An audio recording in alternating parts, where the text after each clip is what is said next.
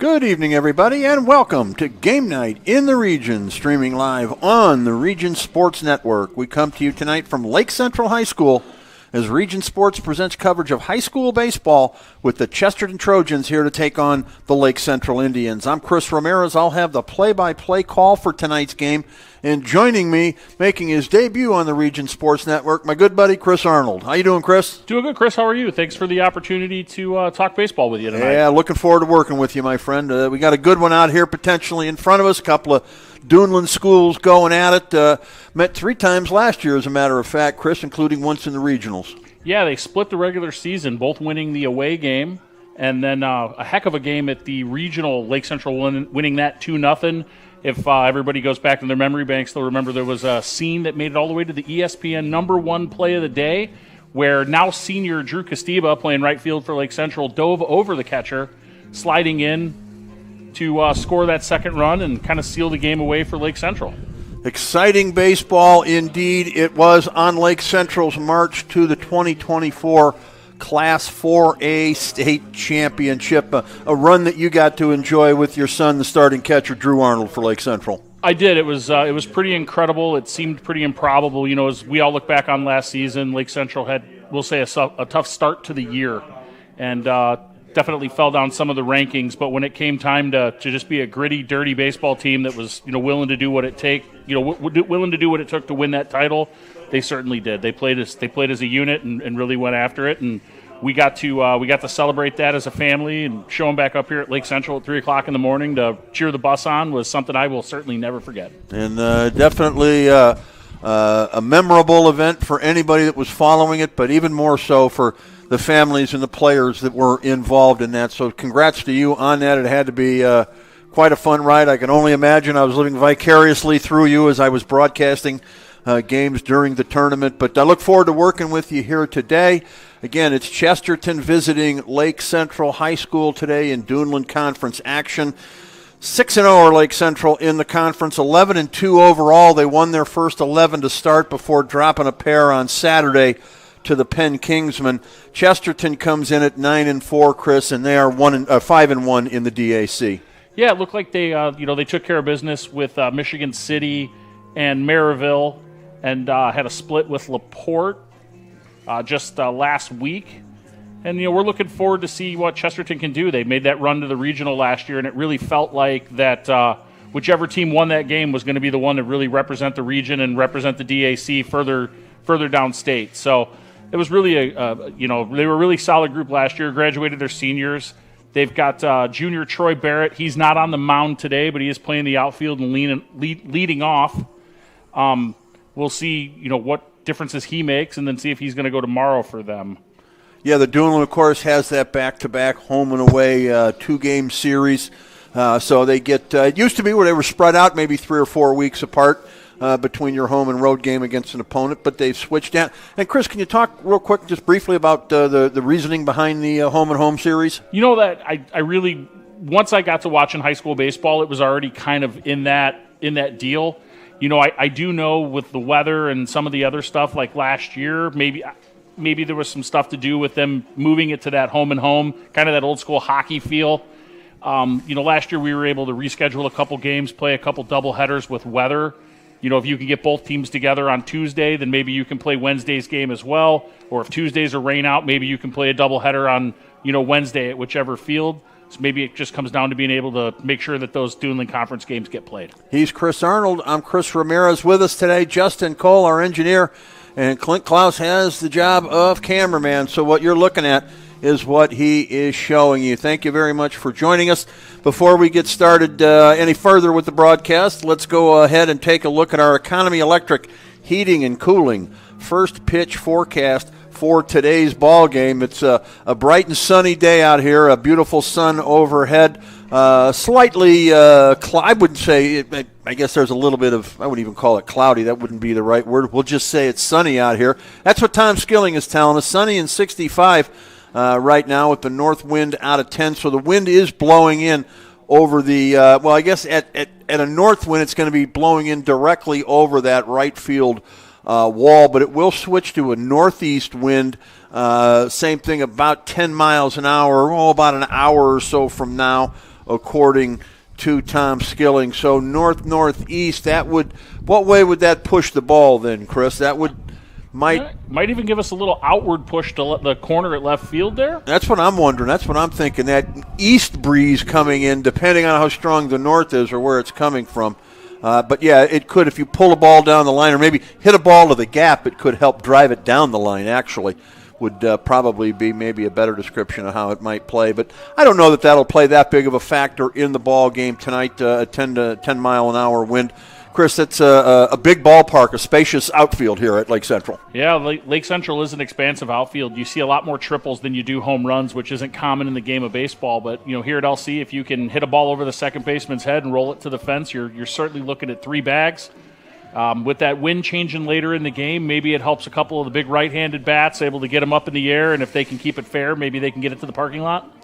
All right, that is the Economy Electric Heating and Cooling first pitch forecast brought to us by our friends at Economy Electric Heating and Cooling. They keep you cool in the summer, and they keep you cozy in the winter. Visit them on the web at forajobdoneright.com. And, Chris, now we're going to take a look at the pitchers in today's ball game. The Enigenberg Exteriors Home Improvement Hurlers in tonight's ball game. For the Lake Central Indians starting, their ace, Josh Flores, is on the mound. Yeah, Josh Flores is 3-0 on the season. He's got a 1.8 ERA in 4 appearances, known for an overpowering fastball with a high spin rate. A lot of movement, a lot of strikeouts, does walk some hitters from time to time, but definitely earned that ace status with the stuff that he has. Yeah, we saw him last week out here, and he didn't go the distance. He went about, I think, into the 5th inning. Left the game with a no-hitter, did have a few walks, but if he wasn't walking them, he was unhittable. That's how good he was that day. He is always nasty. I once saw him last season strike out 4 hitters in an inning due to a drop third strike that got away from my son, the catcher, and I did witness Mr. Flores strike out 3 guys in an inning, or 4 guys in an inning. Yeah. He really does bring the heat, and he's a good pitcher all around. Has good location when he's not walking people. So he kept hitters off guard, definitely off balance, and he's got good stuff. So you never know what you're going to see out of him. He could throw a no-hitter today. It's always possible with him. For Chesterton, Chris? I'm seeing Caden Hawksworth. He is a senior. He's 2-2 on the season with a 3.5 ERA and what I believe to be 4 appearances. Would guess 4 starts. Really don't have much more information on him. So, yeah, again, senior, 2-2, 3.50 ERA. Let's see what he's got for this Lake Central lineup. All right, and those are your Enigenberg Exteriors Home Improvement Hurlers for tonight's ball game. The Enigenberg Exteriors Home Improvement Hurlers. That's brought to us by our friends at Enigenberg Exteriors. They've got locations in Indiana, Illinois, and Tennessee. They can take care of you just about anywhere. So thank you to our friends at Enigenberg for sponsoring our home improvement hurlers of the game. The head coaches are out at home plate meeting with the 2 umpires for today's ball game. That's John Bogner for the Chesterton Trojans, longtime Highland coach, and Mike Schwartzentruber for Lake Central, and he'd been here quite a while, Chris. He's been here, I'm not exactly sure the tenure. Again, he was the head coach when my son came into the program, so I really don't have a lot of info before that, but super successful coach and actually an Indiana high school head coach Hall of Famer, having won multiple state titles with multiple schools. Yep, and he's done it here as well as we talked about. So Lake Central, a couple of state championships for baseball under their belt. They did it back in 2012, a 33-1 season, and then they followed it up 12 years later in 2024 with their second Class 4A state baseball championship. So, all right, we're going to take a look now at the starting lineups for today's ball game. First, for the Chesterton Trojans, it looks like this. Troy Barrett, the center fielder, leads things off. He'll be followed by Ethan Glassman, the shortstop. Nick Faust is the right fielder, hitting third, with Adam Carrick hitting cleanup and playing first base.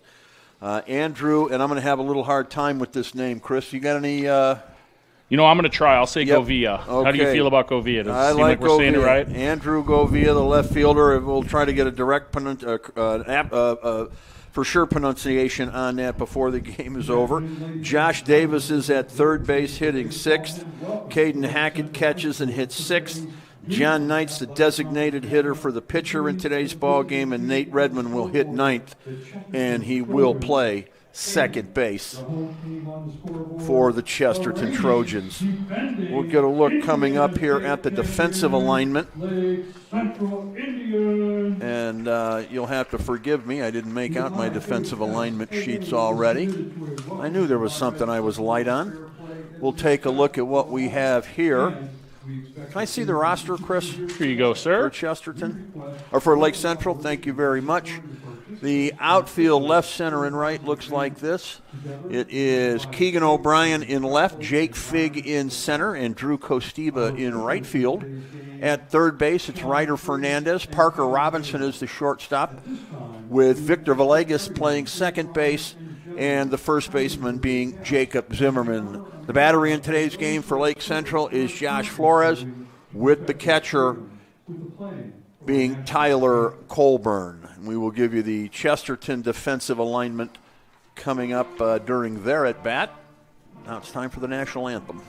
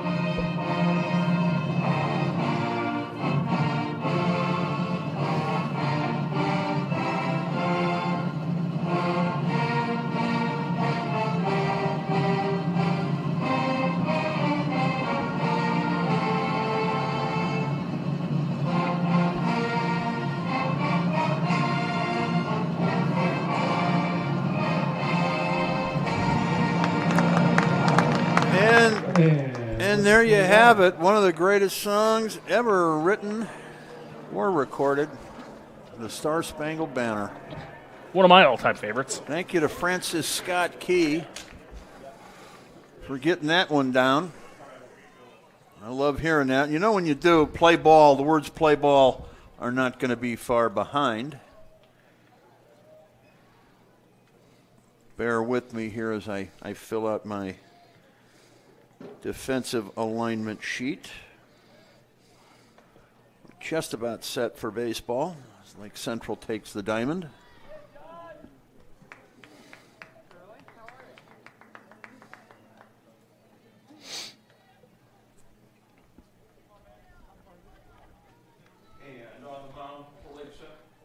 And on the mound for Lake Central today, with a record of 3 wins and no losses, Josh Flores.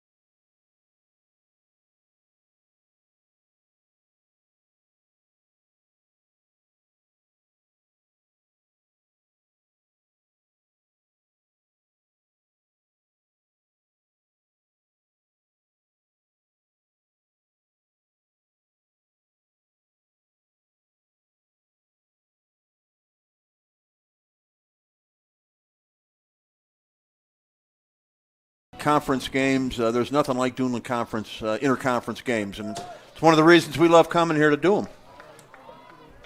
As far as I'm concerned, it's as good of a conference as you'll find in the state of Indiana for athletics. I got some friends in Indianapolis who would argue with that with me, but I'm happy to take on that argument with them. I've got friends all over the state that would argue that. That you've got friends all over the state? They would argue, well, they might argue that my friends, but they would also argue which conference is the best. But well, we're going to stick with the local one. At least I am, that's for sure. Troy Barrett's going to lead things off, right-handed hitter. He's going to step up and start things off for the Chesterton Trojans with Josh Flores on the bump.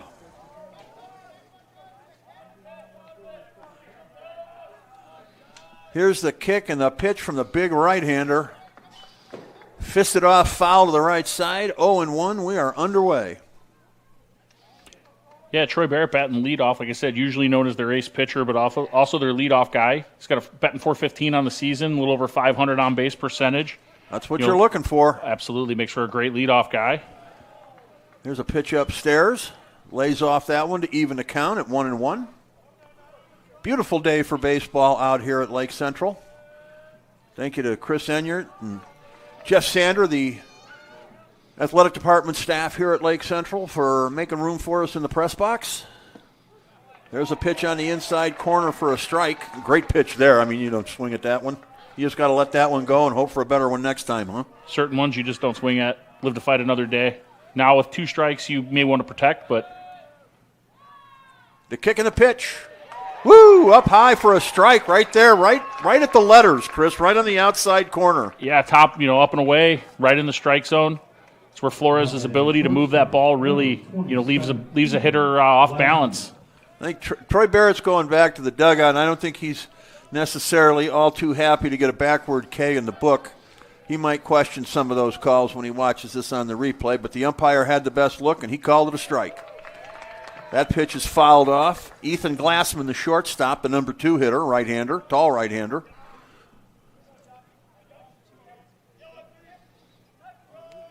Glassman's batting .317 on the season with in 13 games played.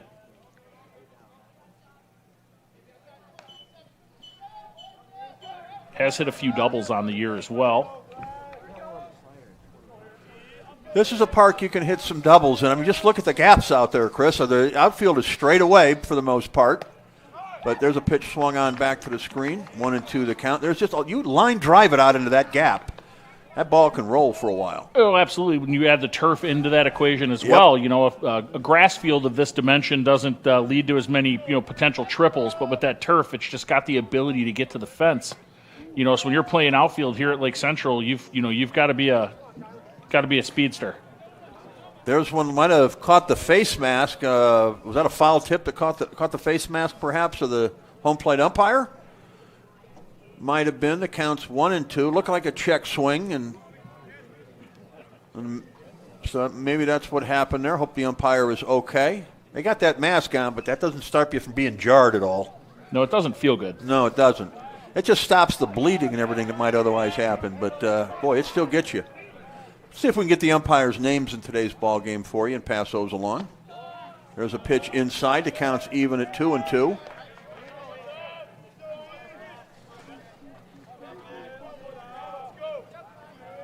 Flores checks in with Colburn. He has the sign. Turn, kicks, and fires. Strike 3. Beautiful pitch at the knees. Back-to-back strikeouts looking for Josh Flores. I told you, this is how he was when he started last week. Here's the replay. Look at that pitch. And if you're the batter, all you can do is pretend it wasn't a strike and hope you get the call. All right, Chris, I just had some members of the Lake Central athletic staff come over and let us know that the officials for today's game are Sean Treese and Kevin Dado. All right, thank you very much, Sean Treese and Kevin Dado working the did we know which is which, by the way? Did it say on there which would be the home or home plate or base? We do know their names. Okay, we'll see if we can learn which one's which at some point over the course of this game. All right. We believe it's Sean behind the plate. Okay, thank you very much. Nick Faust is the hitter. He's the right fielder. He's in a 1-ball, 1-strike situation with 2 out and nobody on. Inside, says the home plate umpire. Again, a gorgeous late April day for baseball. Kicking the pitch from Flores. Swung and missed to even the count now at 2-2. Lake Central's baseball facility, just, I don't know, what is it? It's less than 10 years old, right? Is it 2015 maybe that it opened? 2015, yeah. Okay, so that'd make it the 11th year then.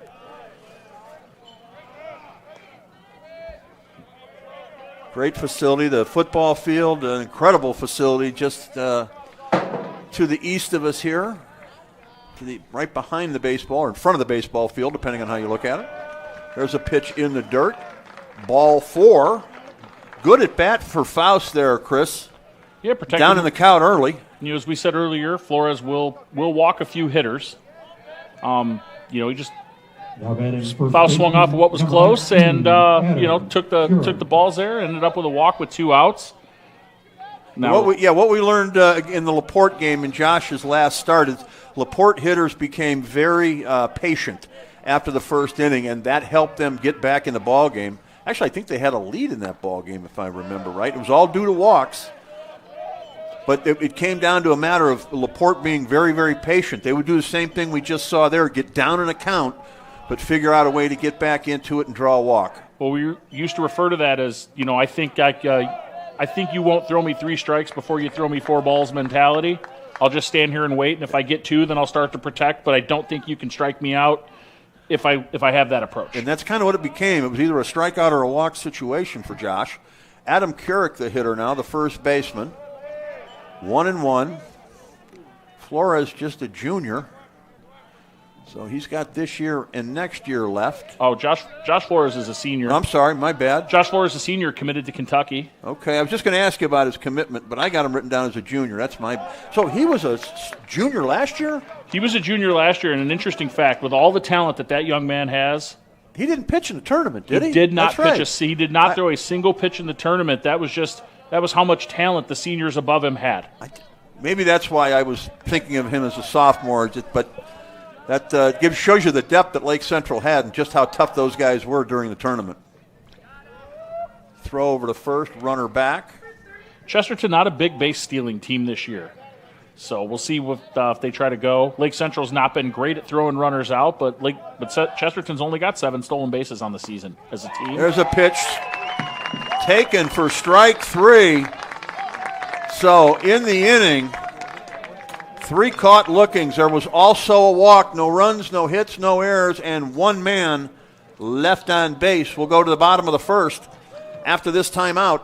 No score on the Region Sports Network, the only game in town.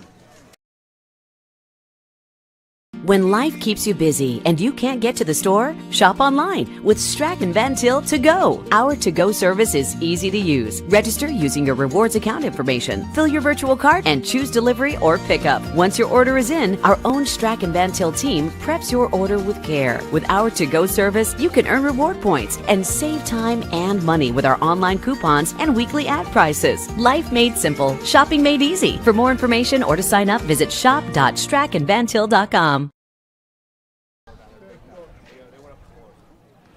Welcome back, everybody, to Lake Central High School with Chris Arnold. I'm Chris Ramirez. We've got Justin Cole and Clint Klaus helping us out as well here today. No score as we go to the bottom half of the first inning. We'll give you the Lake Central lineup coming up momentarily.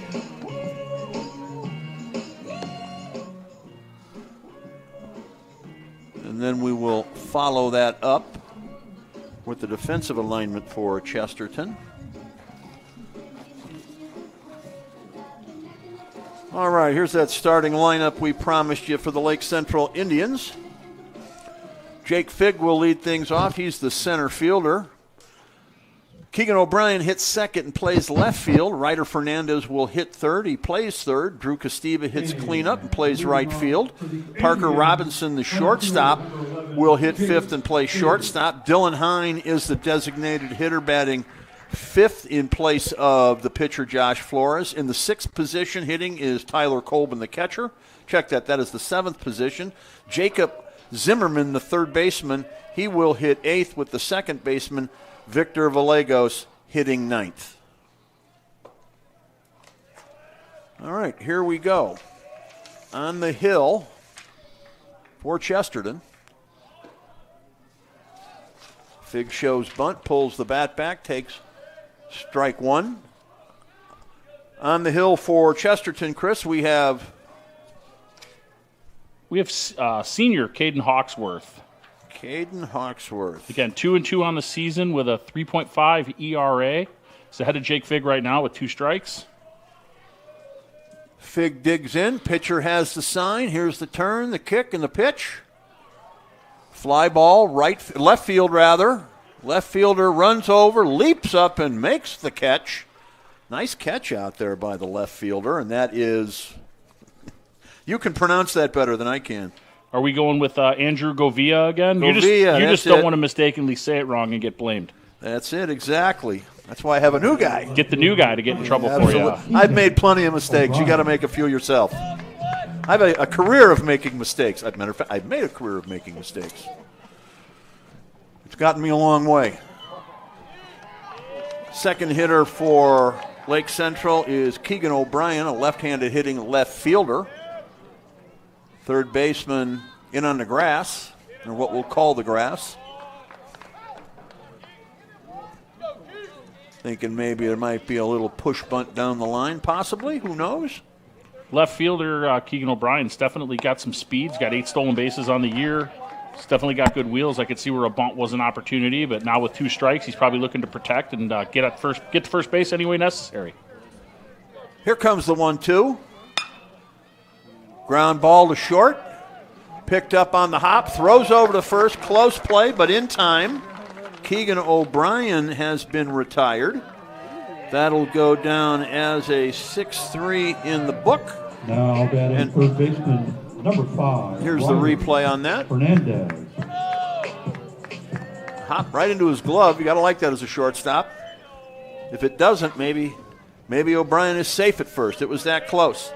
Here's Ryder Fernandez, big right-hander. Big, strong kid, Ryder Fernandez, also batting .463 on the year with a Lake Central home run, something that you don't hear very often, but a home run here at Lake Central. That pitch misses. Yeah, you don't hear that. It's a long way. It's 325 down the lines. Looks like, is that 380 to the power alley? Smash up the middle, shortstop, another perfect hop. Throws to first in time to retire Fernandez with the second 6-3 put out of the inning. No runs, no hits, no errors, and nobody left. We'll go to the second inning, no score between Lake Central and Chesterton here on the Region Sports Network, the only game in town. When life keeps you busy and you can't get to the store, shop online with Strachan Van Til To Go. Our to-go service is easy to use. Register using your rewards account information, fill your virtual cart, and choose delivery or pickup. Once your order is in, our own Strachan Van Til team preps your order with care. With our to-go service, you can earn reward points and save time and money with our online coupons and weekly ad prices. Life made simple, shopping made easy. For more information or to sign up, visit shop.strachanvantil.com. With 40 years of experience serving Indiana, Illinois, and Tennessee, Ennigenberg Exteriors has only had one goal in mind: to achieve excellent customer service. From commercial and residential roofing to siding, window, and door replacement, Ennigenberg Exteriors delivers 110% customer satisfaction from the first hello to the final walkthrough. Visit Ennigenberg.com for more information or give them a call at 219-365-2837. Ennigenberg Exteriors, restoring hope one project at a time.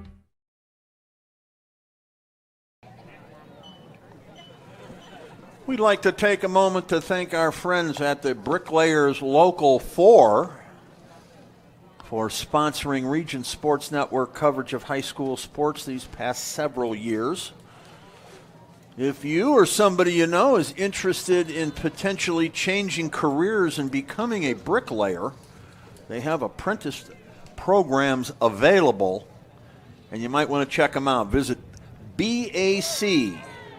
B as in bricklayer, BAClocal4.org to find out how to become a bricklayer. And they teach you basically, Chris, how to have the best hands in the business.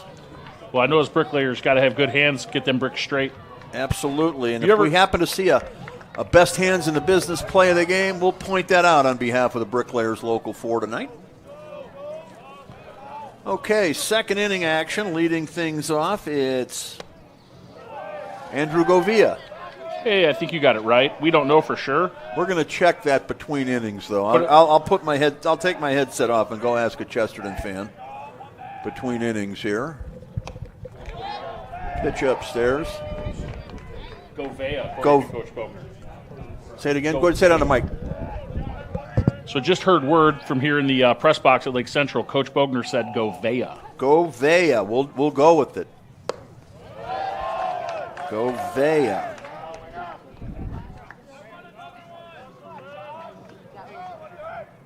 Govea.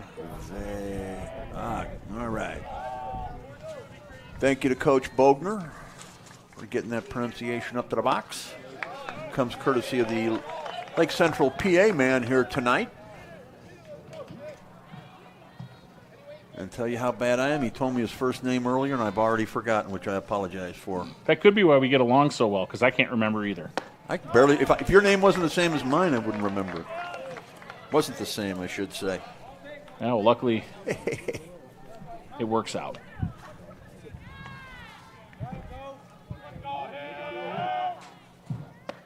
There's a pitch over on the inside corner for strike 3.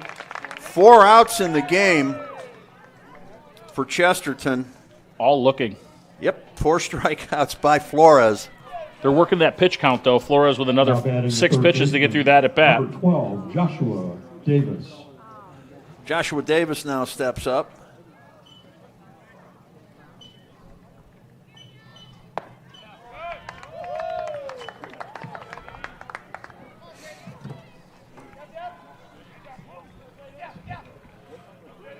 Joe Stannis was just in the house and said hello.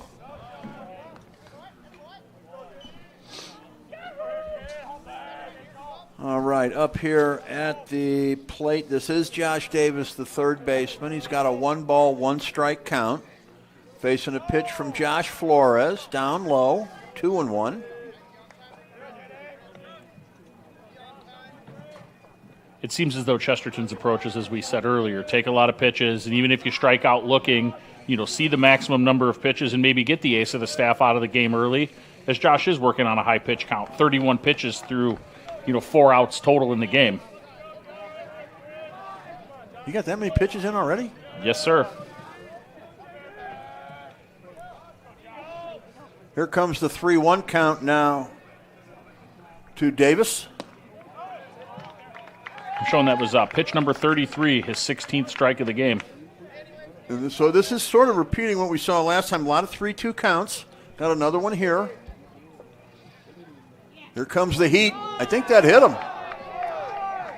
He's on base either way. Would have been a ball, but I think we're going to score that a hit by pitch. Is that what you saw? I believe so. The umpire put his hands up like it was a hit by pitch, and the way that ball scored it out of there, I would think it hit him.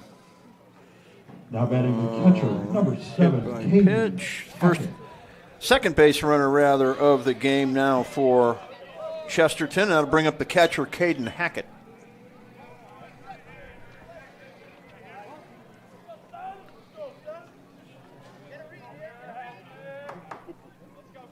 From the stretch, throws over to first. Just a lob.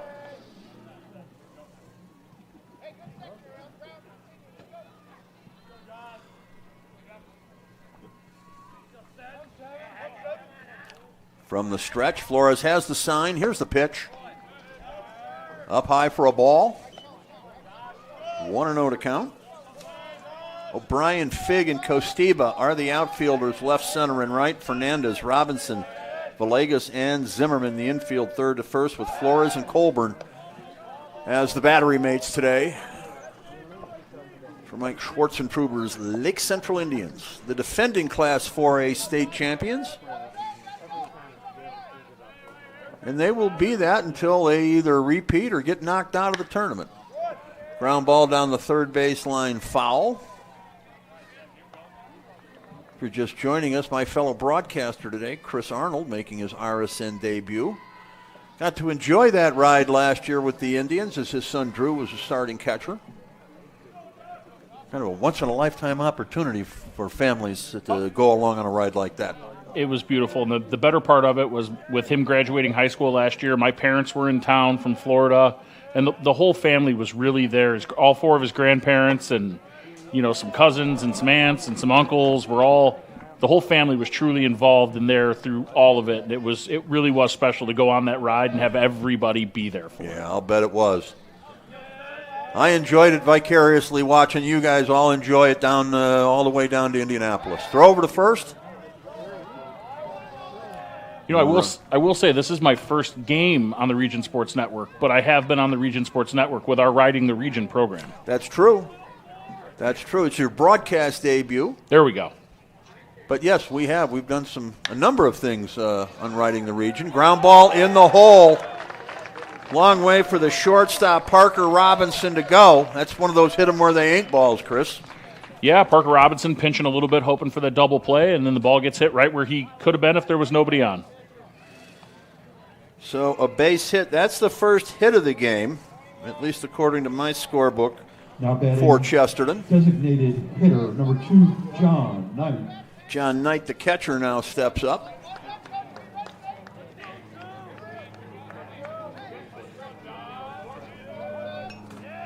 After the game, we'll also name our Crowell Insurance Lantern Man superhero of the ball game. There's a pitch over for a strike. That award, Chris, goes to exactly who you'd think it would. The star of the game, the guy who comes up big for his team.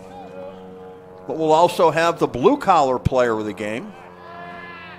That's sponsored by our friends at Boilermakers Local 374. And this is not about the kid with the best stat line or the heroic moment of the game. This is for the player doing the dirty work and the little things, sacrificing himself to help his team. High fastball, swung on and missed. I'll be honest with you, on the blue-collar player of the game, I got a hard time not always giving the catchers that award. They certainly are usually in consideration, no question about it.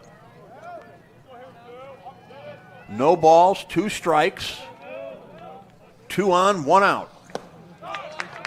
Swung on and missed for the second out of the inning. The 5th strikeout for Flores, the first swinging. Second baseman, number 3, Nate Redmond.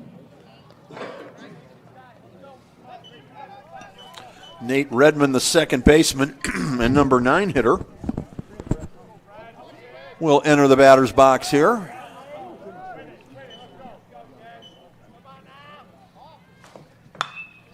There's a fly ball, left field. Foul ball. I've lost it over there. I can't see it due to the sun. You got an eye on that? Yeah, it sounds like it made it to the parking lot. Okay. I'll agree with you. The sun's a little tough from this angle looking down left field right now. Yeah, I'm more focused on a ball that way just in watching the left fielder. Once he quit moving, it either had to be in his glove or out of play. Ground ball down the third baseline, foul. 0-2 the count now with 2 out and 2 on.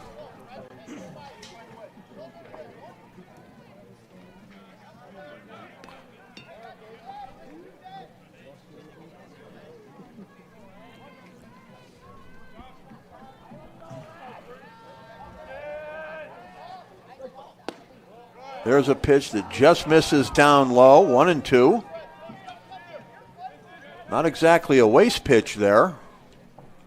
No, it's a 9-hitter. You're generally going to challenge the 9-hitter. Some teams do double stack the lineup and put a leadoff type hitter at the 9s. Here comes the 1-2. Left field, is that down foul again down the left field line? That was foul again to the left, and heads are turned, looking like we've got another ball in the parking lot rattling around some cars out there.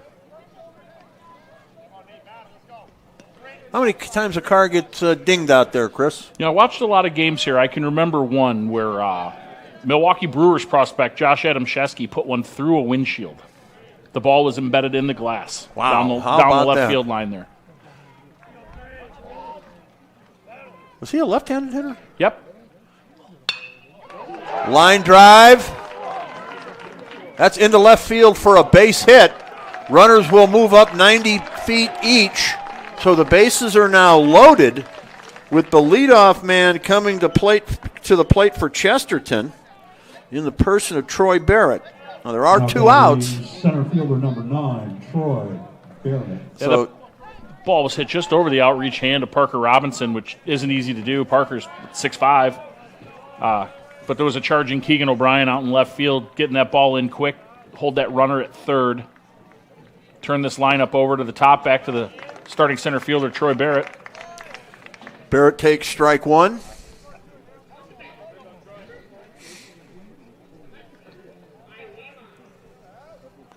Flores is in the windup, has the sign, kicks and delivers. Down low. Catcher playing a little cat and mouse or a little gamesmanship, or do you think he actually lost the ball? I don't know if it was in his glove or what. But he jumped up like he didn't know where it was. One strike count here to Barrett. High fastball, fouled overhead, out of play.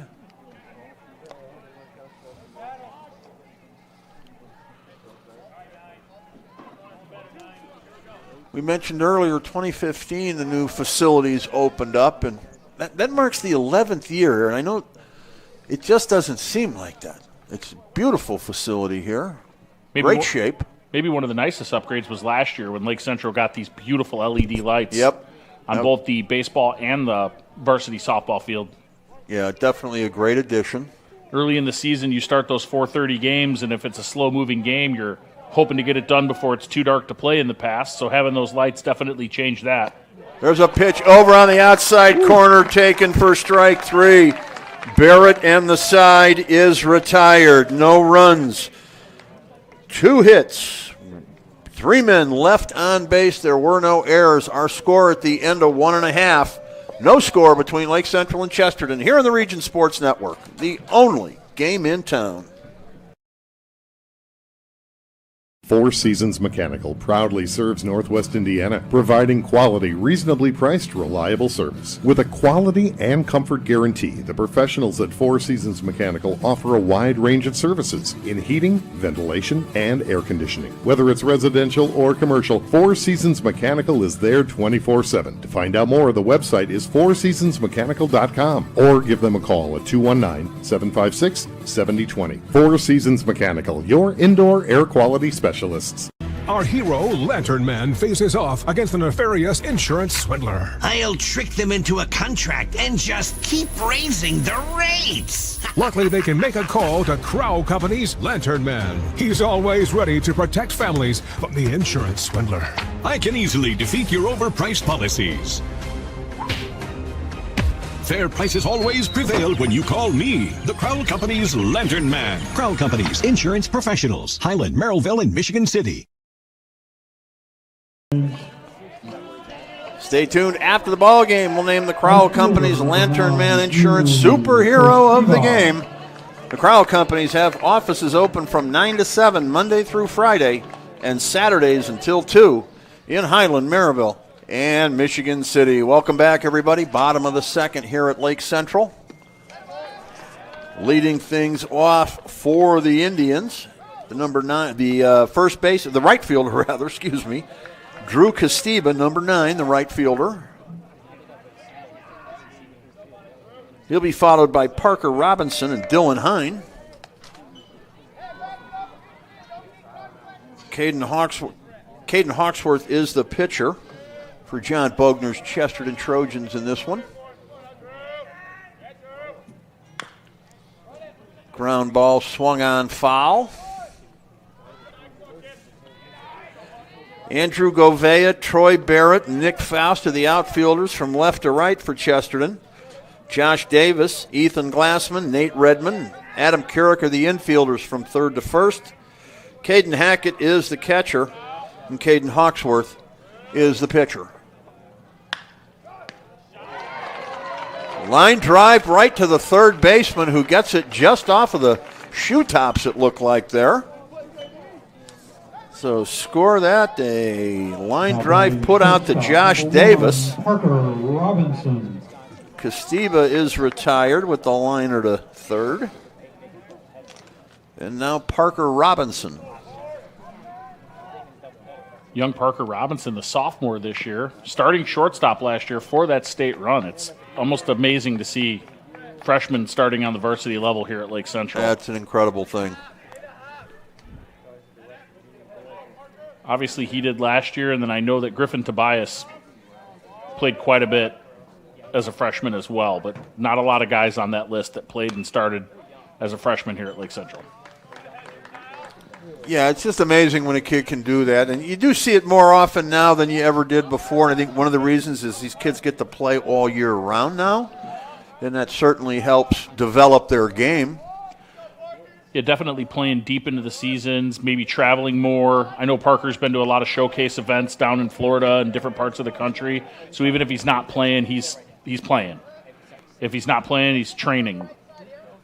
Exactly. They've just it's amazing what they can do with these kids, and we've got some great instructors up here in Northwest Indiana. A lot of great travel ball programs that these kids are involved with. But the physical development of some of these kids at such a young age is really part of the mind-blowing thing. I mean, you look at a Parker Robinson at 6'5", and the things he's capable of doing already. 1 ball, 2 strikes.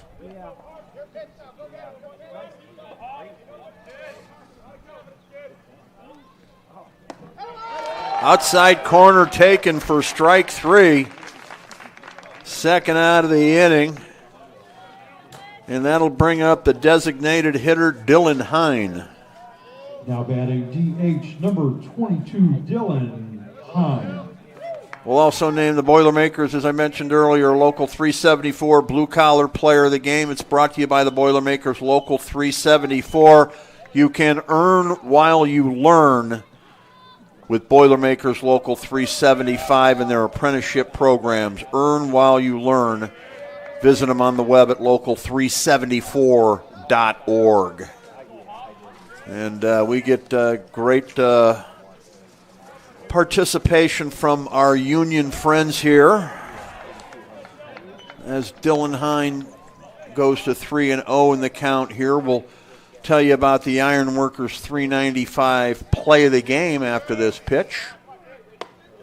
Up high for ball 4. Lake Central has a runner on the free pass to Dylan Hine. That'll bring up the catcher, Tyler Colburn. After the game, so Chris, keep notes on this one. Keep your eyes open. The Local 395 Ironworkers play of the game. And to find out how you can become a union ironworker, visit ironworkers395.com. You know any ironworkers, Chris? I've got a couple friends that used to be ironworkers. Ironworking's not an easy job. It's not for the timid, that's for sure. And I know a couple guys that used to be ironworkers and now retired. Yeah, some of the, I don't know how would I put it, some of the most fun people I know. And tough. Yes, are ironworkers. Big lead at first, pitch in the dirt, runner stays. Ball is low, 1-0 the count here.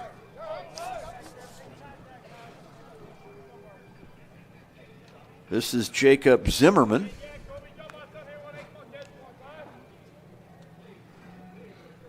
Dylan Hine, for a designated hitter, you might not think of him as a base stealer, but Dylan's got 4 stolen bases on the season. That's something Lake Central likes to do a lot of, isn't they're pretty good at it, huh? Yeah, they're 53 for 55 on this young season.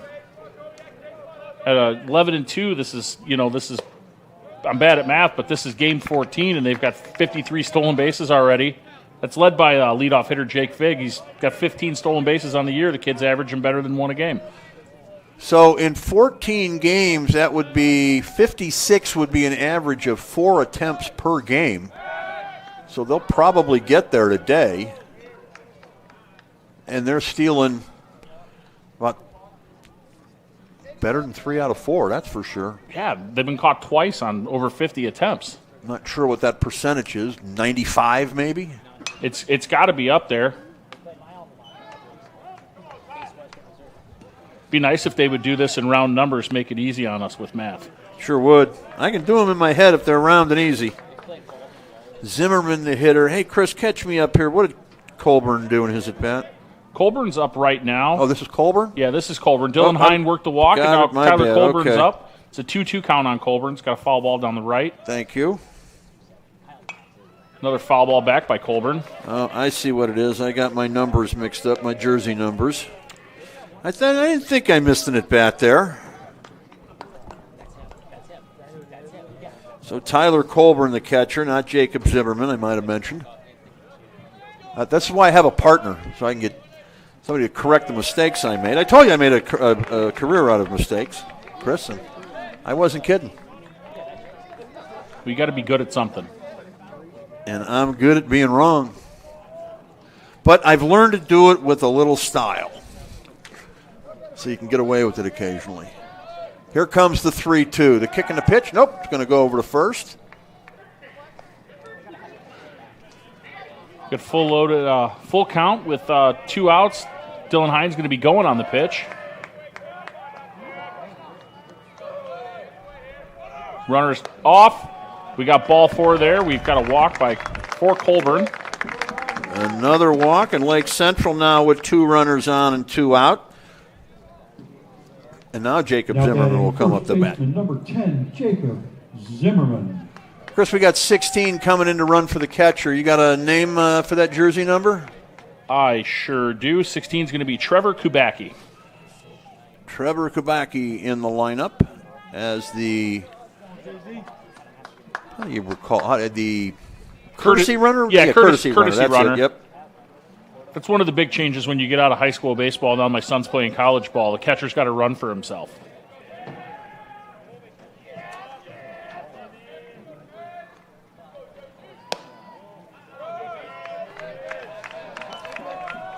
That pitch misses for ball 1. Lake Central's making Hawksworth work this inning. He had 10 pitches in the first inning. He's already thrown 22 pitches here in this inning. Yeah, first inning we flew through the first inning, but the second inning for both the top and bottom halves has taken quite a bit longer.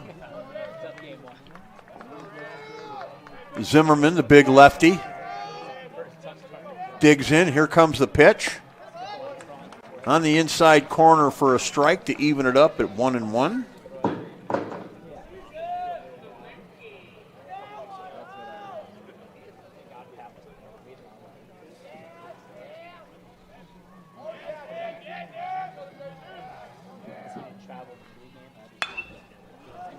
There's a fly ball, right field.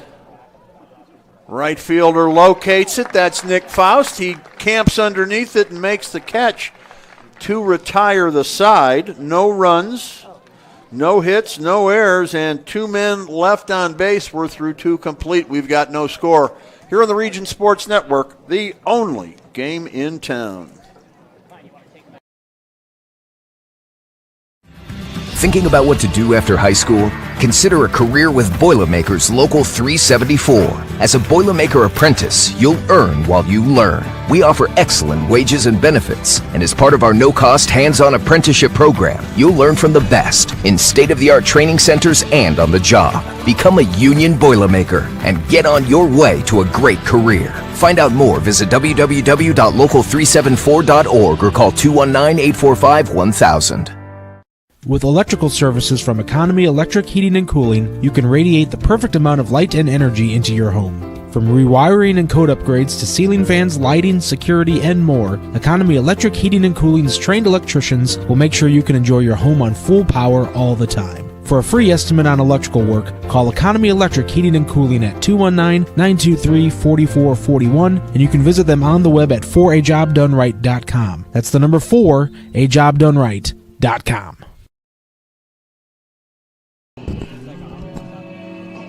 Welcome back to Lake Central High School, everybody. With Chris Arnold, I'm Chris Ramirez. Justin Cole and Clint Klaus in the house as well. Thank you for joining us. No score as we move to the third between Chesterton and Lake Central in a Duneland Conference showdown. What's not to like about Duneland Conference baseball, Chris, huh? You got to love it. You got to love it. You know what I love, too? Out in the distance, you got Duneland Conference softball going on. We can see the scoreboard, at least I can with my vision. Looks like bottom of the 5th, Lake Central's leading LaPorte 7-0. Lake Central's Lady Indians, quite a dynamic softball program. I think it's 9 or 10 players they've got on the team that are committed to college, and maybe all of them D1. Yeah, they've got a lot of really, really good players that have come through, Lake Central. But that's all sports in Lake Central, or most sports in Lake Central. Yeah, they usually, at some point or another, they're usually always going to have a high point. Lake Central softball has just been on a high run for a long time, and they're looking for that elusive state championship that they haven't been able to get a while. They've been close and had some great teams, but you got to go back a while. Yeah, I feel like we've just, gotten reports from some heartbreaking losses in the playoffs. Games that, on paper, it was just move Lake Central to the next round. But, you said earlier, with anything in the Duneland Conference, and then when you get out of the conference and into this, regionals and semi-state in our area, you've got to be really good to move on. Swung on and missed for strike 3. That's Ethan Glassman. He'll be followed now by Nick Faust. One out, top of the third. Number 15, Nick Faust. Here's the replay on that pitch. Fastball just swung on and missed. 1, 2, 3, 4, 5, 6, 7 strikeouts now for Josh Flores.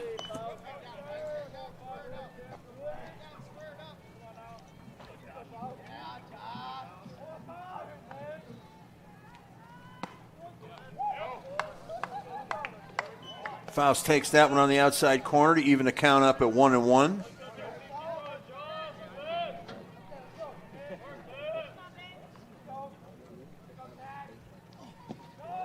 That misses down low.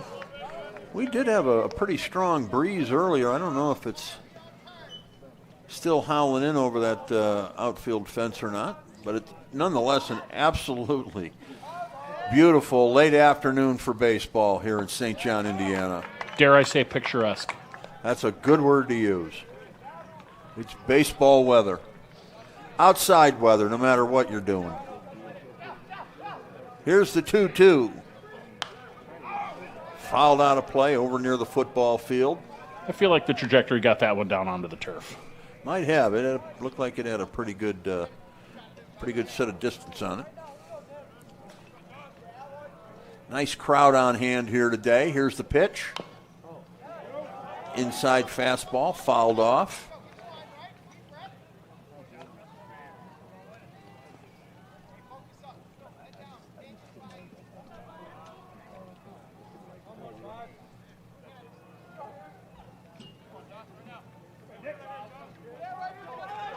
Josh Flores toes the rubber, checks with his catcher, has the sign.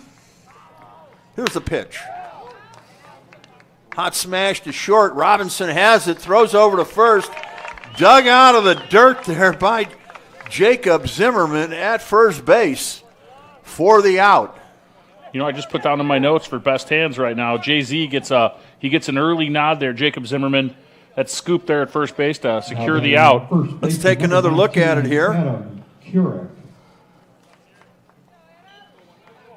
Nice play. Some of the best hands in the business potentially. Maybe an Iron Workers play of the game from Local 395. Stay tuned to find out.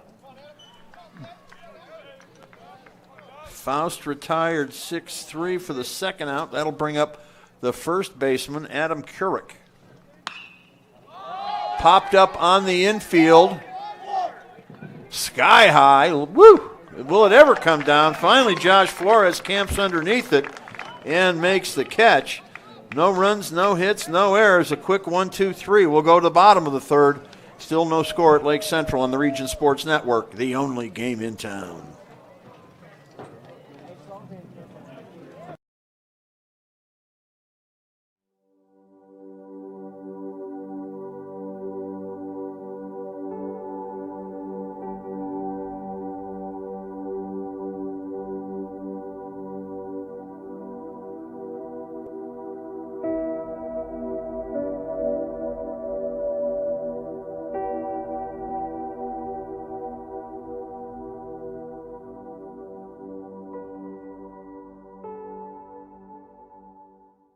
With offices in Munster and Cedar Lake, Ethos Dental Group offers a full scope of general and cosmetic dentistry with expertise ranging from porcelain veneers to dental implants, crowns, and bridges. At Ethos Dental Group, you're assured that Dr. Mark Stojkovic and his associates, Dr. Emily Hansen and Dr. Brian Douts, utilize the latest in technology. Check out ethosdentalgroup.com or call 219-595-3432 to schedule an appointment. Ethos Dental Group, dental care you can believe in.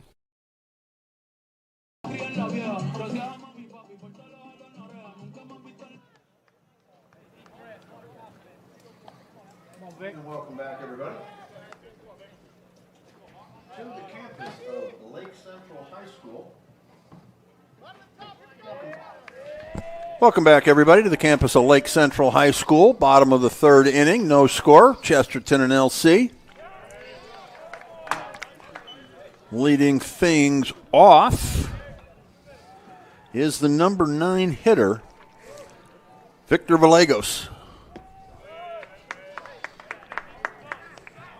Victor's first at-bat today in the game.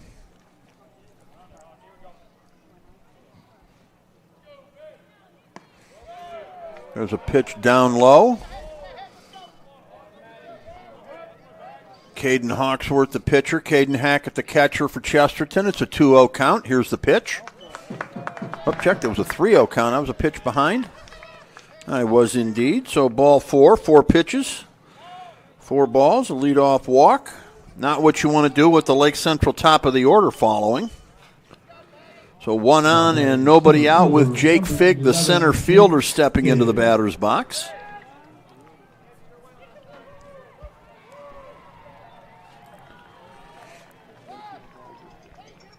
Hawksworth throws over, quick throw.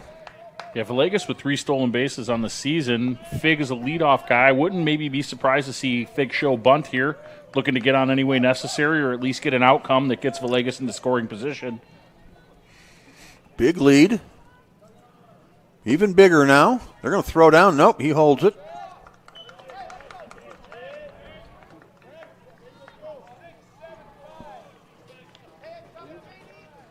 Chris Arnold and Chris Ramirez out here at Lake Central. Clint Klaus on the camera. Justin Cole handling production details for us. Here's the pitch. Smash over to third. Line drive. It's going to be a double play. Third baseman playing in on that. Made a nice grab. Wasn't a whole lot Victor Vallejos could do. He was on the move when the ball was hit. Yeah, it looked like Coach called a slash there. Fielder number 7, Keegan O'Brien. Here's your replay. Yeah, he was running before the. Yeah, he was running. He might have been. That might have been a hit and run or a steal on there. Yeah, Figg showed bunt and then pulled back and took a swing at it. Either way, they were trying to get that runner moved over, and Vic ended up, unfortunately, in no man's land. DP, that would be a 5-3 for the book. 2 out in the inning, and Keegan O'Brien, the hitter. There's a potential best hands in the business play of the game right there as well, courtesy of the Bricklayers Local 4. Hot smash up the middle. Second baseman has it, turns, throws. Not going to be in time. No, I believe the ball was in time. The bounce in the turf, the first baseman just lost it. Well, I'm going to score that a base hit. I think the speed of O'Brien definitely caused the second baseman to have to hurry up there and maybe not make the best of throws. No question about it. Had a long run on that play to get to it as well, and bit of a throw there across over to first base, about a 90-foot throw. 2 out now. Ryder Fernandez, the hitter. This is Lake Central's kind of the situation you want to get in here, get that middle of the lineup to the plate with at least one runner on base. See if you can make something happen. And they've definitely got some pop coming up in the barrels. No runs, 2 hits, no errors for Chesterton so far. No runs, 1 hit, no errors for Lake Central to this point. Runner at first, 2 out. Hawksworth checks the runner. taking his time. Runner goes. Here's the pitch in the dirt. They're not going to get him. That'll be a stolen base all the way for O'Brien. I believe that makes number 9 on the season for the left fielder, Keegan O'Brien. He got a good jump on that. Lake Central loves to be aggressive on the base paths. Yeah, that would give them, is that their first of the game here? First of the game here. So that makes them, 54 out of 56? Yes. For the season through 14, less than 14 full games.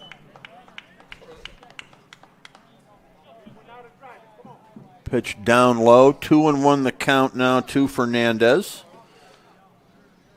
Retired third to first, or short to first, in his previous at-bat. Fastball swung on and missed. That'll even it up at 2-2.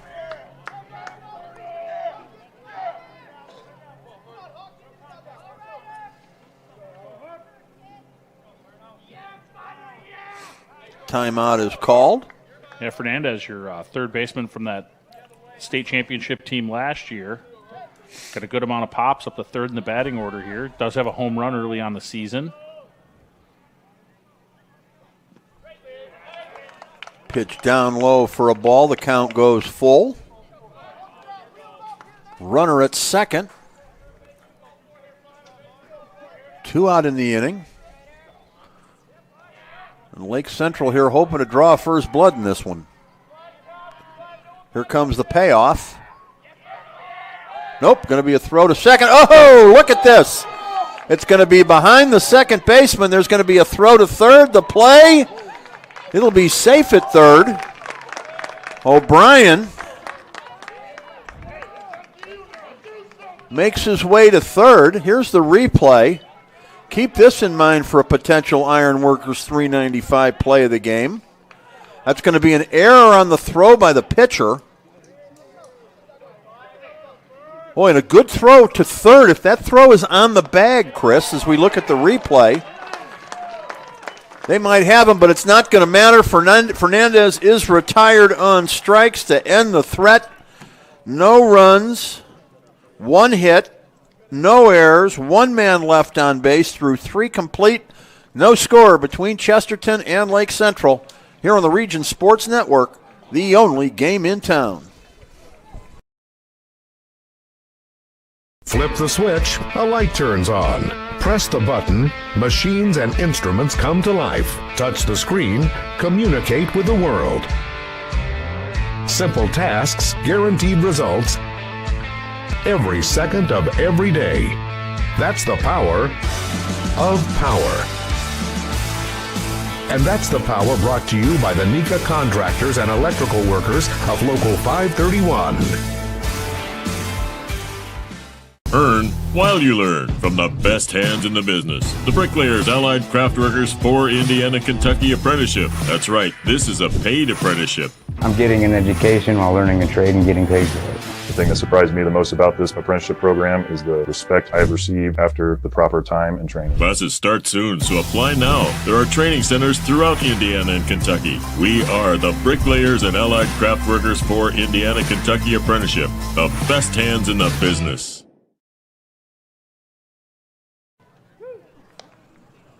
Welcome back, everybody, to the campus of Lake Central High School.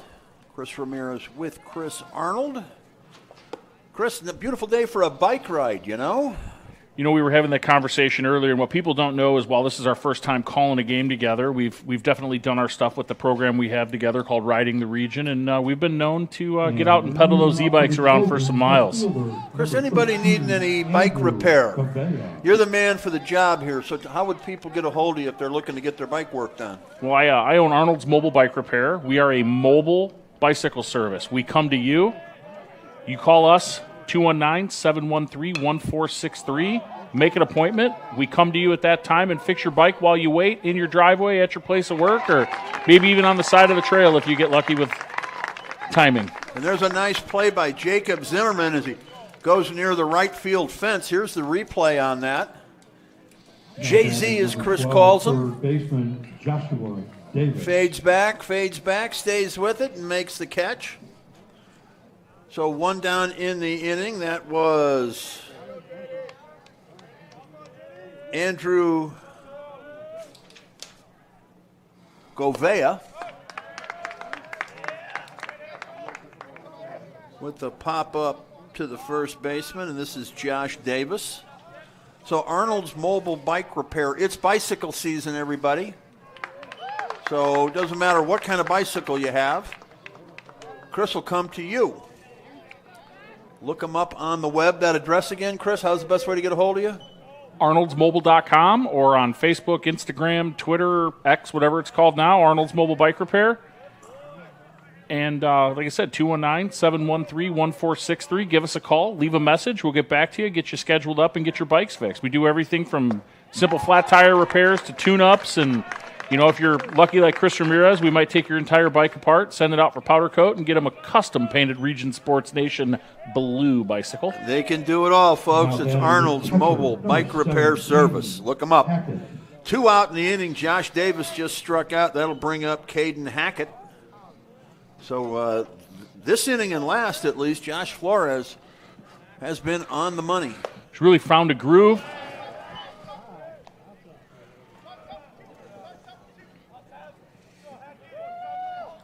How big is Josh Flores? You have any idea, Chris? He looks big from here. I believe he's 6'1", 6'2", somewhere in there. Big, broad shoulders, big kid, big athlete.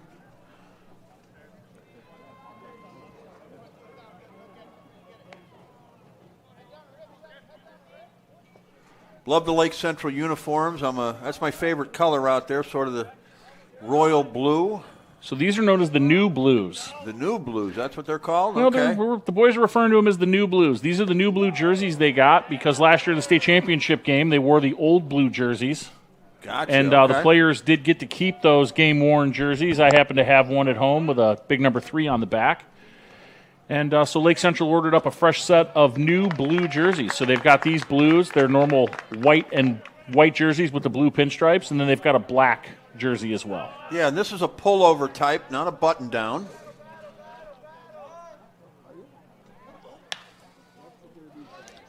Shortstop has it. Parker Robinson catches it, retires the side. 1, 2, 3, nothing across.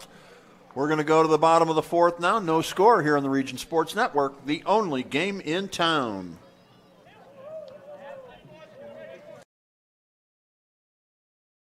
The Athletic Performance Factory is Northwest Indiana's premier athletic training center. The 40,000 square foot state-of-the-art facility features batting cages, a sand training room, a new outdoor turf infield, and so much more. Check out the facility for one of their daily classes at 3150 45th Street in Highland. Interested in signing up for team workouts or individual lessons? Check out their website at trainapf.com or contact them at 219-750-1087. Athletic Performance Factory, where athletes are made. Hi, this is Tim down at Tire Pros and Auto Superstore, 5200 Cleveland in Maryville. 219-887-3333 is our phone number. We've been serving the region and building relationships with our valued customers for the past 23 years. We have a wide variety of services, quality tires with the best warranty in the nation, and some of the most skilled mechanics I've ever worked with. Let us exceed your expectations. We're setting a new standard. Come on down, ask for Mike or Tim. We'll take excellent care of you. Thank you.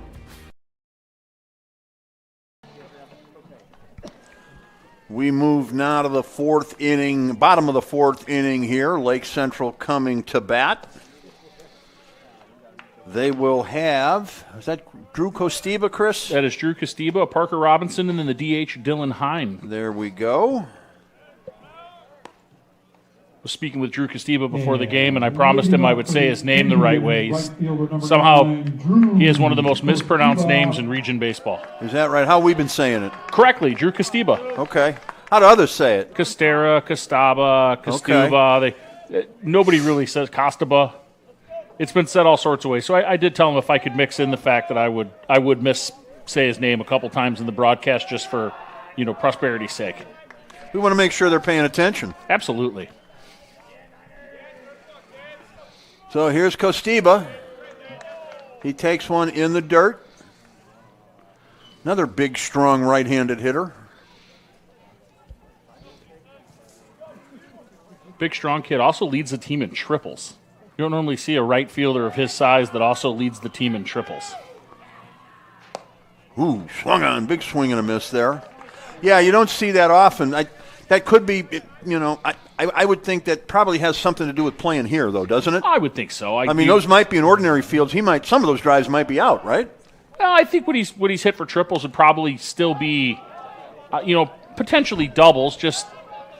But I think out of play, right in the Chesterton dugout there. I think, as we were saying earlier, also having that little bit of a home field advantage. Off the bat when you see it touch down, that you just keep going. There's no second thinking where maybe at smaller yards or grass fields you might be slowing down at second and waiting on a coach to give you the go-ahead when you've been doing it, been playing here your whole high school career.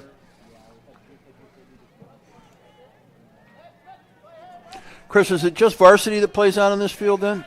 Primarily, I don't know what's changed recently. I know for the most part it's varsity. Line drive over to third, caught by the third baseman. Josh Davis on that to retire Castiva. Go ahead, Chris. I just had to make a note on Davis there. We're talking about the superhero of the game. The man's already caught, 3 or 4 line drives on the game, turned at least one double play off of it.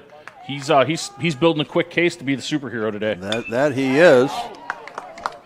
There's a drive into right field over the second baseman's head. That's going to be a base hit for Parker Robinson.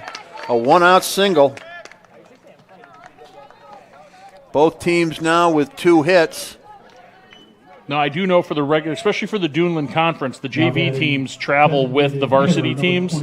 So today we're here on the varsity field at Lake Central playing Chesterton, while Chesterton JV is playing down on the old varsity field here at Lake Central, playing a JV game, and then the 2 freshman rosters are playing tonight on the varsity field over at Chesterton.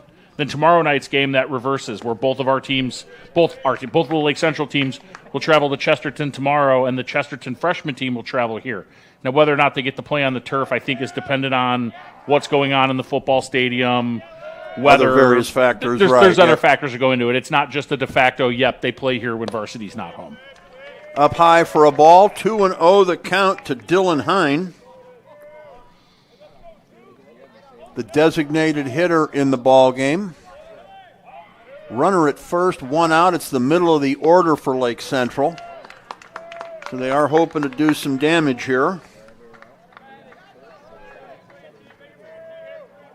Dylan Hine, the designated hitter, has the other Lake Central home run on the season.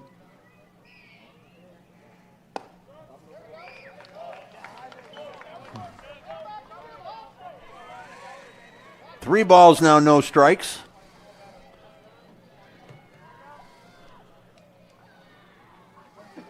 Robinson at first has a good lead. Not going. Popped up sky high on the infield. Who's going to take it? Looks like some confusion. Third baseman comes over. He's not going to catch it. Ball's going to drop. Unfortunately, but the out will be made. Is there an infield fly on that, or? Didn't call one. No, didn't. Okay. Well, I guess, that would have to be for a routine play, and that obviously was anything but routine, wasn't it? Yeah, definitely third baseman traveled a long way. By the time that play was done, that was probably something the first baseman should have been over there with the big trapper to make that catch. You got to wonder on that, yep. So how will we score that then? A fielder's choice? Yeah, I would say that's a fielder's choice. Yep, okay. Yeah, unfortunately for Parker Robinson, there's nothing you can do in that situation but go back to the bag as to not get doubled off. Yeah, there's nothing he could do, exactly. Fielder's choice, so that would have been, who threw it to? The third baseman. Third baseman threw it to second, to short. Just as I was going on about the superhero of the game, he still got an out, though. Yeah, and that, I agree with you. You got to look at his teammates on that one, get some help. Runner goes, going to be safe at second as Dylan Hine beats the throw. That's the second stolen base of the game. Dylan Hine's 5th on the season. Even the designated hitter's getting in on the stolen base parade this season.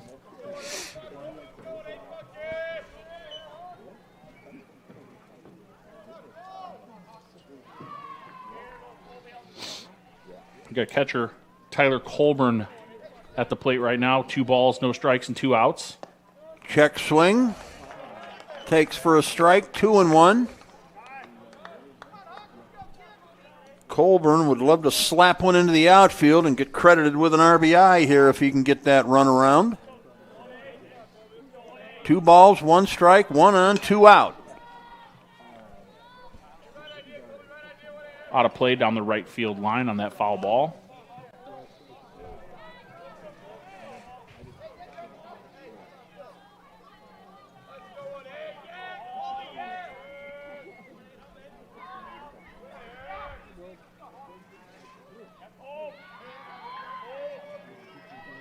Here's the kick in the 2-2. Misses to go full 3-2.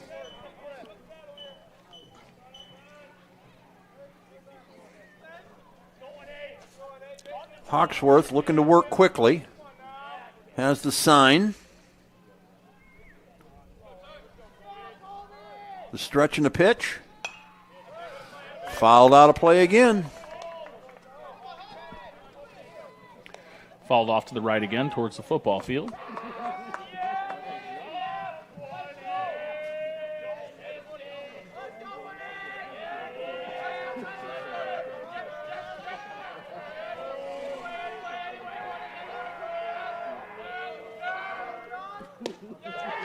There's a pitch, just misses inside. A tough one to take, but Tyler takes it and draws the walk. Runners at first and second now with 2 out. And Jacob Zimmerman will come to the plate. And now batting first baseman. We're going to have that designated runner, a courtesy runner. That's Trevor Kubacki coming out to be the courtesy runner. And now we've got a meeting on the mound with one of the Chesterton coaches. Yep, that's not Coach Bogner. I'm not sure who. Maybe a pitching coach that he sent out there.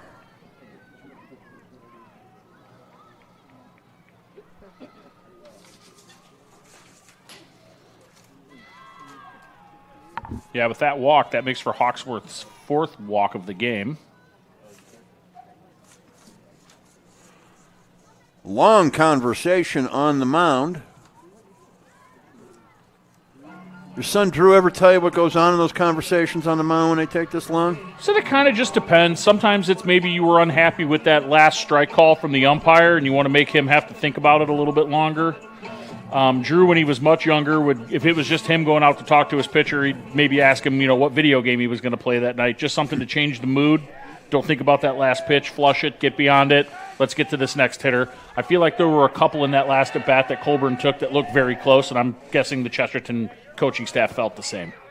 Yeah, I wouldn't argue with that. There were definitely some close ones right there.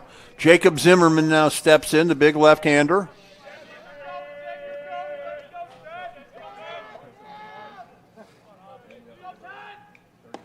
Inside for a ball.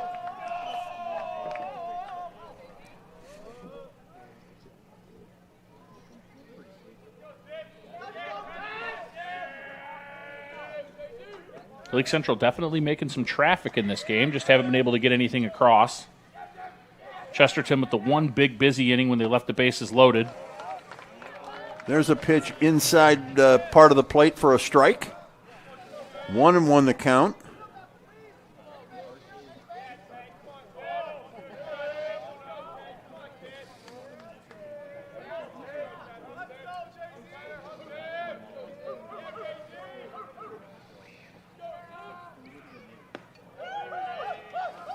That pitch misses down low. Bring it to 2-1 now.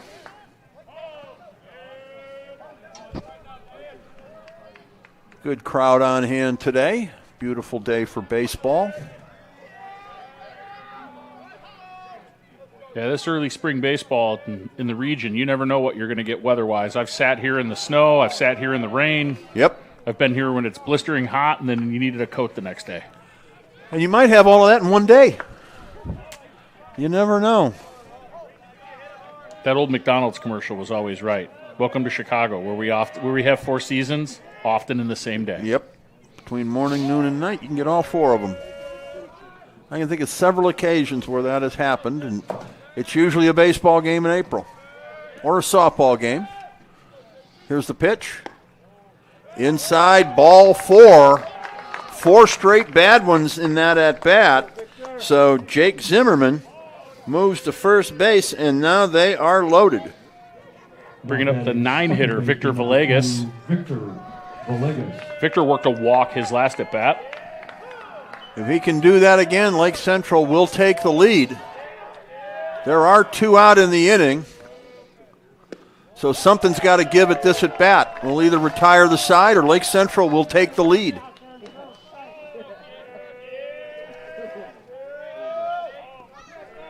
That misses, ball 1. Fastball swung on and missed, even the count at 1-1. Doesn't look like Villegas is looking to take a walk this at bat. That swing says, I'm trying to do some damage. He was hacking in that pitch there, no doubt about it. Here comes the 1-1. Fastball misses. Can we see if anybody's up in the bullpen down the right field line at all? You see any activity? I am not seeing anyone up. I do see somebody in the dugout working his J-bands potentially, which a lot of pitchers do nowadays. They work those resistance bands to get moving. Ground ball to short. Be a close play at first base. The play won't be made. Safe all around. A run scores. Lake Central takes the lead. Dylan Hine comes in to score. Victor Villegas got just enough of that. Now batting number 11, Jake Figgs.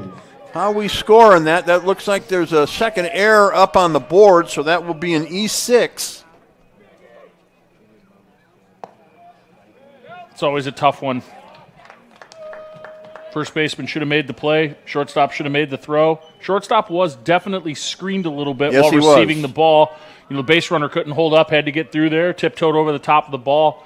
Might have caused him to not have a great grip on it. I thought that threw off the timing of the play for the shortstop is the way it looked to me. Well, also, Villegas is a 9-hitter, but he's got that leadoff, that second leadoff type speed. So you've also got to be in a little bit of a hurry when you know who's coming down the line. And just to be clear, it was an E6 or was it an E3? I thought it was the throw. Asking the first baseman to scoop it like that would be tough. A makeable play, but nonetheless, 1 run is going to score as the inning has now been retired. Jake Figg is retired there. So, all right, all of that, we get 1 run out of there. So we're going to go, and there was it 3 men left? Yeah, bases were loaded. Bases were loaded, so 3 men left. Lake Central gets 1 run. We're going to go to the 5th inning now. The Indians lead the Trojans 1-0 here on the Region Sports Network, the only game in town. Blythe's Team Sports in Valparaiso is a leader in athletics apparel and equipment sales. With in-house production including screen printing, trophies, embroidery, and more, Blythe's can help you to create the perfect look. For more information, visit them online at teamblythes.com. Blythe's Team Sports in Valparaiso, where the athletes shop. Some see a volleyball match. We see a student athlete learning how to be poised under pressure.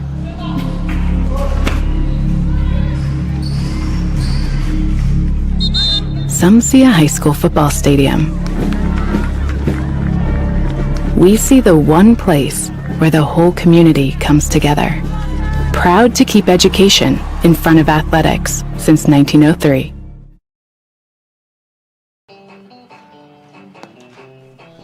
We are back live at Lake Central. The Indians played a run in the bottom of the 4th to take a 1-0 lead over Chesterton. And Chris, that only run that's scored so far, we have to make note, that is a potential Ironworkers Local 395 play of the game. If we end up 1-0, going to be hard to overlook that play. Tough for the shortstop to make. As you said, he was screened on the play. And to me, from my angle, it looked like that maybe cost him some timing on the play, and he came up. The throw wasn't perfect. Lake Central gets the run. And that's also a home advantage, too, with Lake Central. Chesterton plays on grass. They get a handful of games maybe a year where you're playing on the turf, and the bounces are different. They really are. A lot of guys prefer to play on turf because the bounces are true, but the ball tends to bite more. So if you throw and a get ball, on you a little quicker. Well, Yep. if you throw a ball, if you hit a ball with a lot of side spin, or you throw a ball that maybe comes out of the hand with a bunch of side spin, it'll tend to change directions as it hops a little more than it does on grass, as the laces just bite into the turf. Chris Arnold and yours truly, Chris Ramirez here. 5th inning. Up to the plate. Is this John Knight? This looks to me number 2, John Knight, the DH. It is indeed.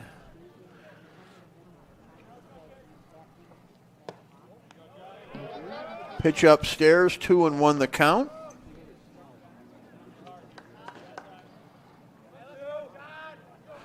Be sure to like us if you're watching on Facebook or YouTube. You can subscribe to the channel. You can follow us on Facebook.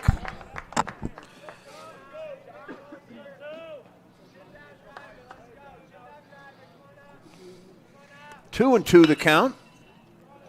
Fouled off at home plate to stay alive. Lake Central defense looks like this. O'Brien, Fig, and Costiba, left, center, and right. Fernandez, Robinson, Villegas, and Zimmerman, the infield third to first. The battery mates are Flores and Colburn.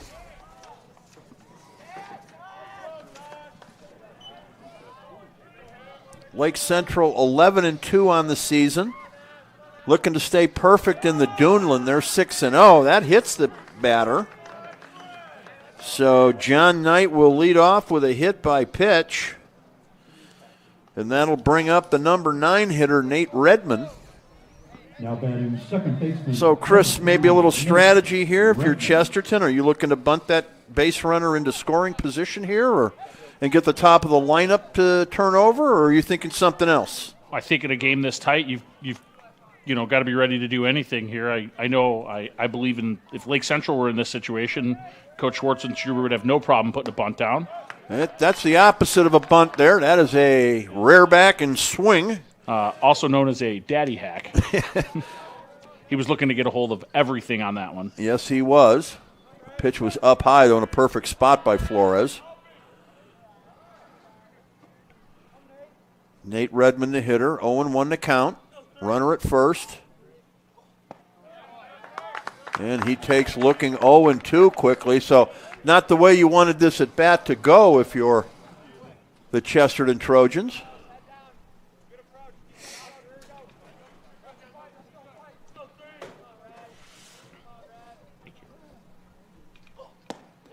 Swung on and missed. 3 pitches, 3 strikes. You get that free pass with the hit by pitch. You need to get to work and make something happen. Striking out in that situation is not, never leads to anything good.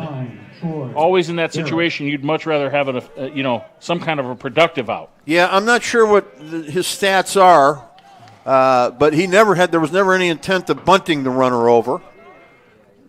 He was swinging away on that. Throw over to first.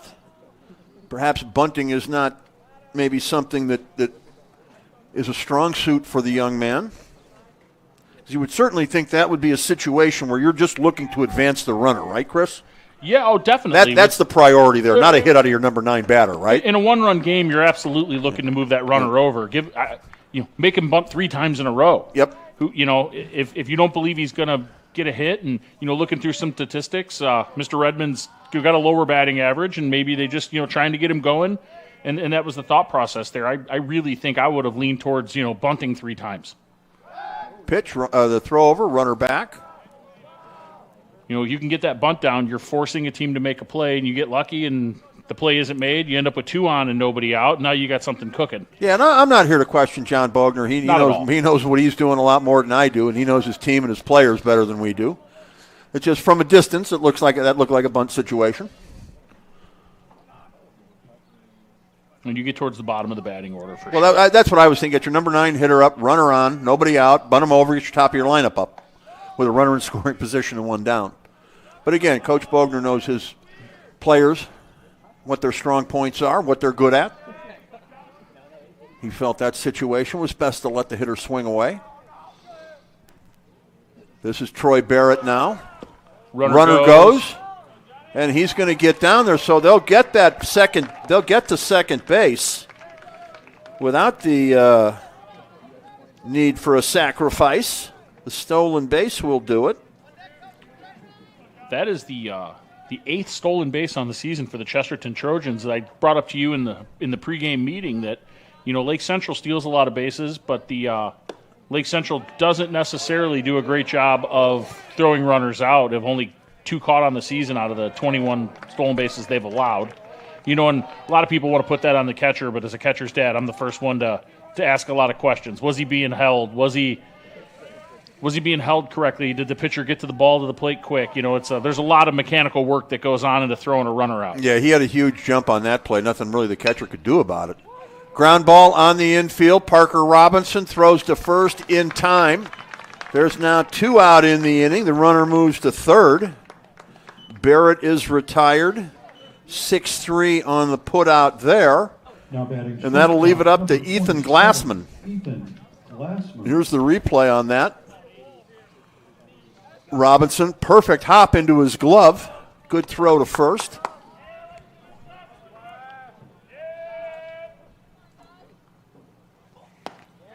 Fastball misses outside. Looking at pitch count, I wouldn't be surprised if this is Josh Flores' last inning, as that was his 86th pitch of the game. I don't see anybody moving in the bullpen down for Lake Central yet. Swung on and missed. It looked like Glassman was fooled on that pitch. Yeah, I can't get a good look. The glare of the sun is preventing me from looking into the bullpen there down the left field line. I've luckily got this beautiful brick column.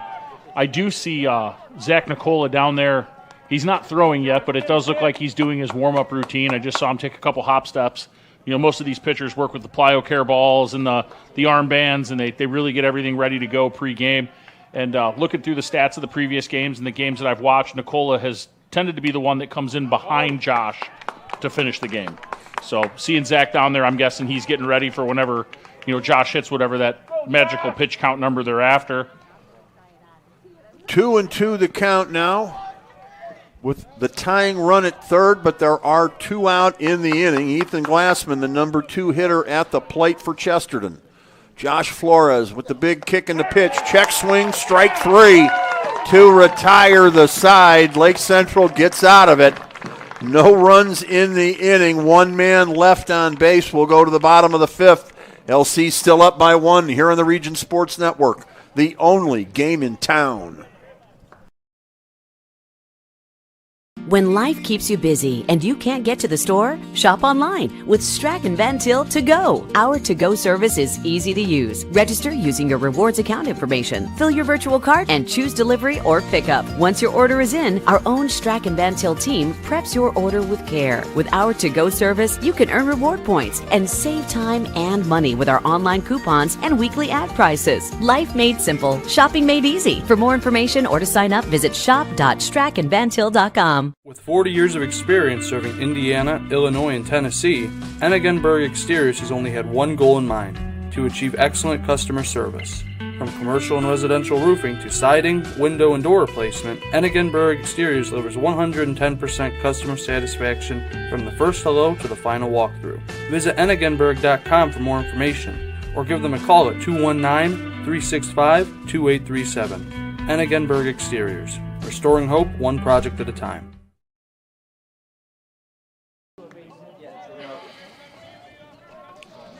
We are back here at Lake Central High School, enjoying some delicious hot buttered concession stand popcorn, courtesy of the fine folks here at Lake Central High School. 1-0 our score. Bottom of the 5th, Lake Central leads it. We've got Keegan O'Brien leading off the innings, a 2-hitter for Lake Central, the left fielder. Bats left, throws left, plays left. Pitch in the dirt. 2-0 the count. Check that 1-1 the count, my bad. Lake Central softball looks like it's gone final over there. The scoreboard is wiped out. Last we heard it was 7-0.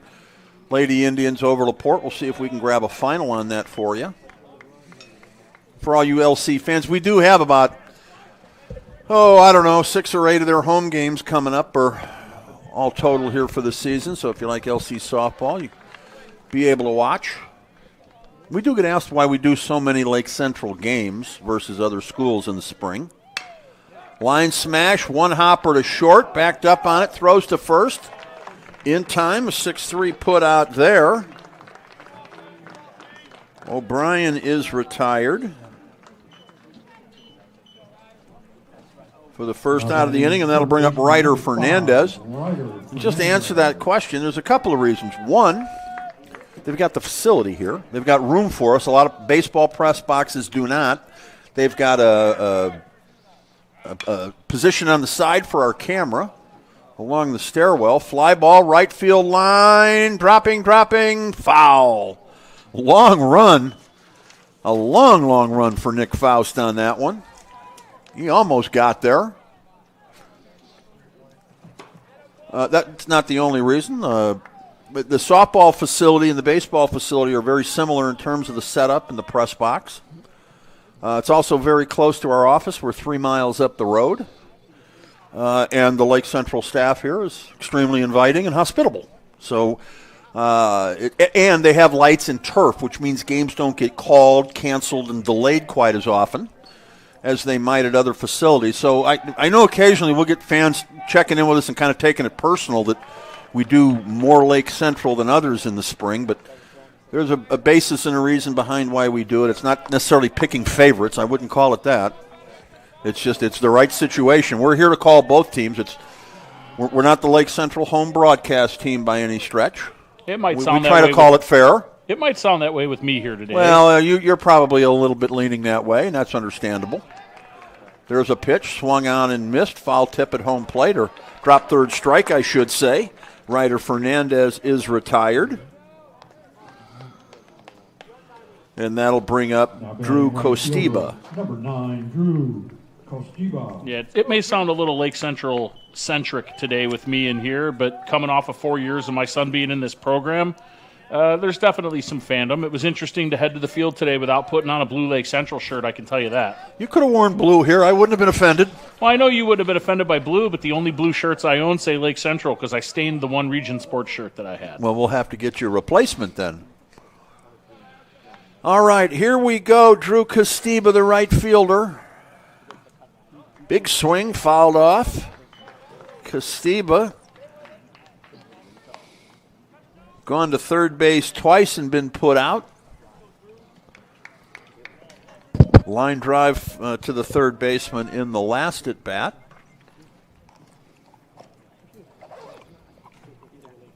One of those Joshua Davis victims over there that's got Joshua heading now to be in the Chesterton superhero of the game. He has played well over there at third. There's no question about it. Kicking the pitch down low. Andrew Govea, Troy Barrett, Nick Faust in the outfield, left to right. Josh Davis, Ethan Glassman, Nate Redmond, Adam Carrick, the infielders third to first. Caden Hackett, the catcher. Caden Hawksworth is the pitcher. Yeah, with 92 pitches thus far, I think Caden Hawksworth could be on his last inning of work here as well in the fifth. So I'm looking down into the Lake Central bullpen. I do see what looks like number 12, and that is going to be, as I said earlier, Zach Nicola warming up, potentially getting ready to go in. There's a line smash up the middle. That's going to be a base hit for Kostiba. So I look down into the Chesterton bullpen. I do not see any action. Coach Bogner does not have anyone up yet at this time. Parker Robinson. That is just the fifth hit in the ball game. It was 2 apiece before that one. Lake Central now has the edge in base hits 3-2. They lead 1-0, and they're looking to pad that here if they can, but there are 2 outs as Parker Robinson steps in. Well, we kind of felt this way before the game started, that this was going to be a great pitching matchup with some great defense, which doesn't lead to many hits or many runs scored. Big lead at first. Here's the pitch. That's down for a ball. 2-0 the count to Robinson.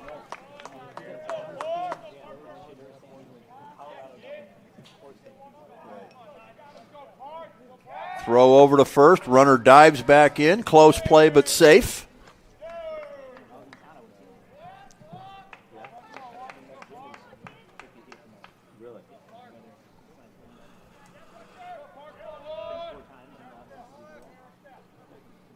Here comes the 2-0. Runner goes in the dirt from his knees. The catcher throws. It's going to be close, but he'll get in there safe. A stolen base for Kosteba.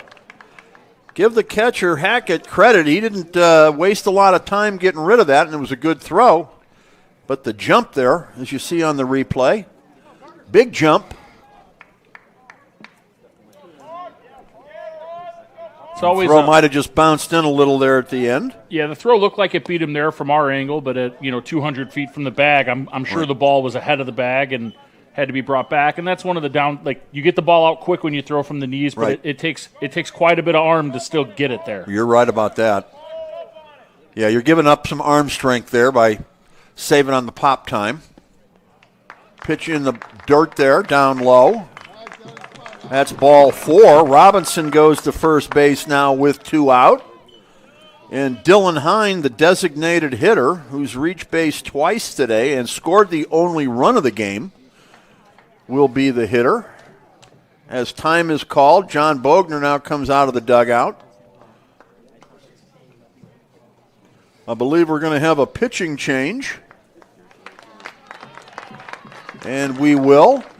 Hawksworth comes out and gets a nice hand. His teammates greet him as he walks near the dugout. And he's done a nice job today. It's bottom of the 5th and 2 outs. He's got he's got his team in a 1-run ball game here.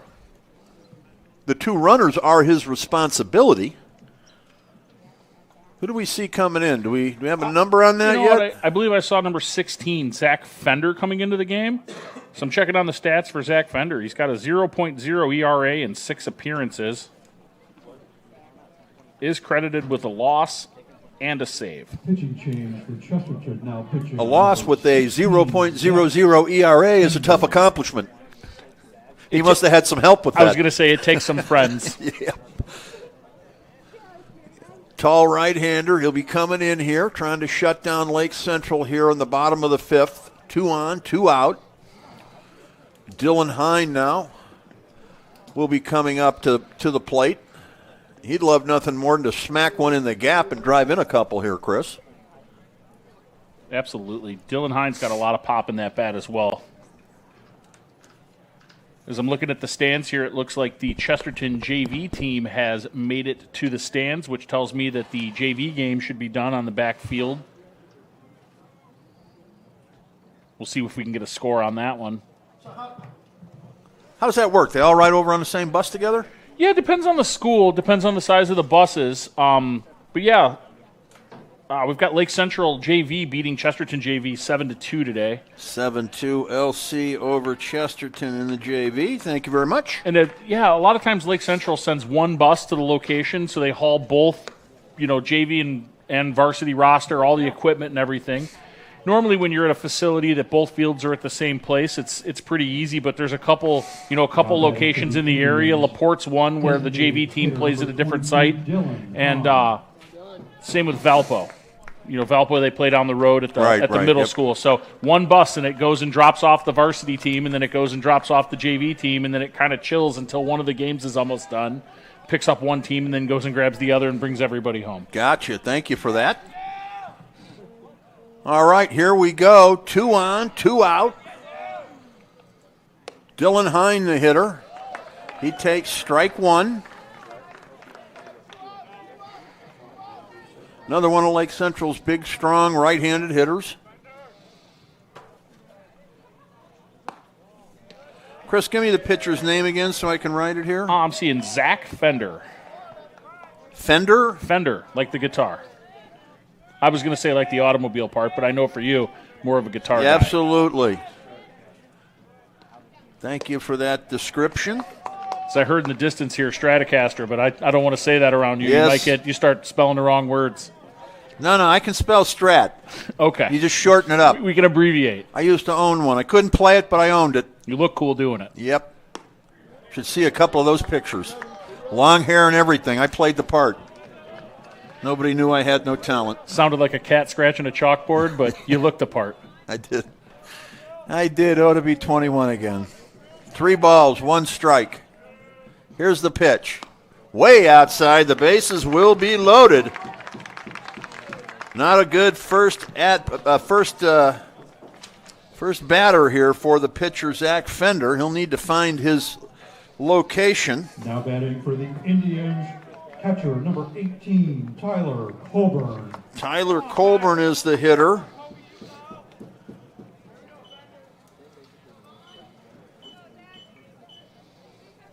Colburn, the catcher. He's reached base twice. He's got a couple of walks in the game. Got as far as third base in his last at bat. That was in the 4th inning, if I have my book right. 1 run, 3 hits, no errors for Lake Central.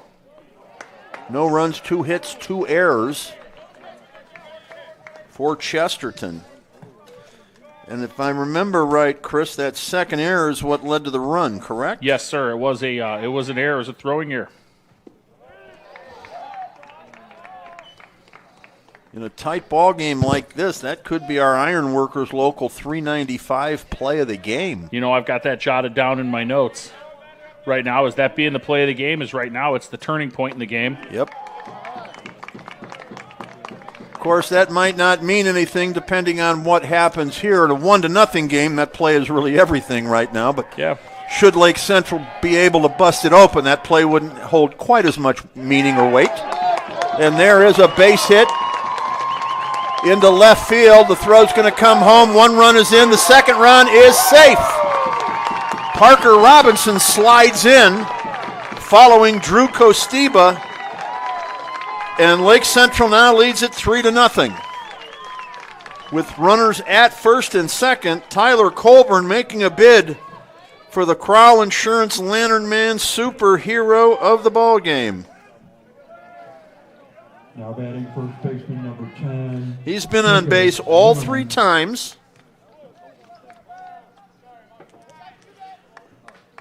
And now he's got a couple of RBIs. He gets a big hand as the courtesy runner comes in. Trevor Kubacki taking first base there to run for Tyler Colburn. Colburn can get his gear on, get himself ready to get back out, get back to work behind the plate. You know, I'm sure there are times a catcher would rather run, but that's not a bad time to go back to the dugout and get a hand. Oh, everybody in the dugout's excited for you. Absolutely. The fans are cheering. You're getting the hero's welcome. I guess I'll run in. Yeah, that one's okay. Jake Zimmerman, the hitter. Does he go by Jacob or Jake? He goes by Jacob. Okay, we'll call him Jacob. And I'll be honest. Or Jay-Z. I like Jay-Z. Everybody calls him Jay-Z, to be honest with you. It's a lot of syllables when you get into the full Jacob Zimmerman. Jay-Z's just easier. Yeah, easy. It's a cool sounding, Jay-Z. So that's what we'll go with. Jay-Z takes a strike, 2-1 the count.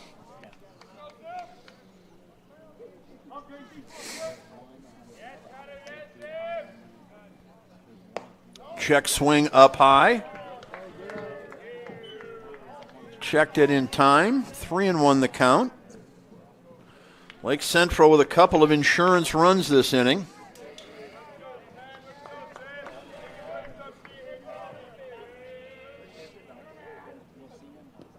That gets away. Ball 4. Catcher's not on it. Catcher, right, yep, exactly. The catcher at first was not hustling back for that. So, that's going to load the bases once again.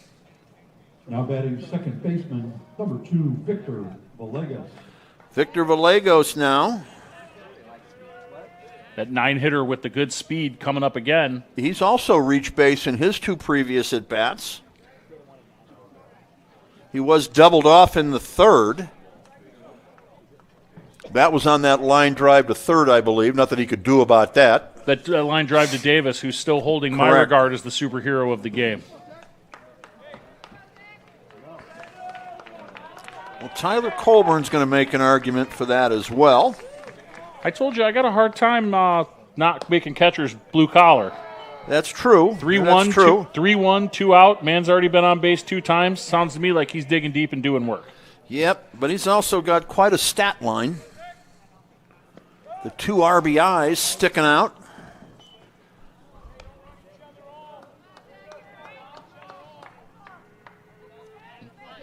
Bases loaded. 2 balls, 2 on, or 2 balls, no strikes, 2 out. That's over for a strike, 2-1.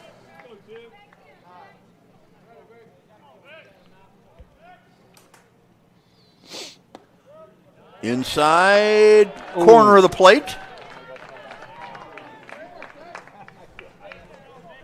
You can hear the crowd noise. There's some grumblings there. That evens it at 2-2. Ground ball to third, picked up, throws over to first in time. 5-3 to retire Gallegos there, but not before a pair of runs score for Lake Central. And they do it on, I've got 2 base hits in the book. I don't know if I missed anything or not, but 3 men are left on base. We're going to go now to the 6th inning. Lake Central leads it over Chesterton 3-0 here on the Region Sports Network, the only game in town. Four Seasons Mechanical proudly serves Northwest Indiana, providing quality, reasonably priced, reliable service. With a quality and comfort guarantee, the professionals at Four Seasons Mechanical offer a wide range of services in heating, ventilation, and air conditioning. Whether it's residential or commercial, Four Seasons Mechanical is there 24/7. To find out more, the website is fourseasonsmechanical.com or give them a call at 219-756-7020. Four Seasons Mechanical, your indoor air quality specialist. Our hero, Lantern Man, faces off against a nefarious insurance swindler. I'll trick them into a contract and just keep raising the rates. Luckily, they can make a call to Crow Company's Lantern Man. He's always ready to protect families from the insurance swindler. I can easily defeat your overpriced policies. Fair prices always prevail when you call me, the Crown Company's Lantern Man. Crown Company's insurance professionals. Highland, Merrillville, and Michigan City.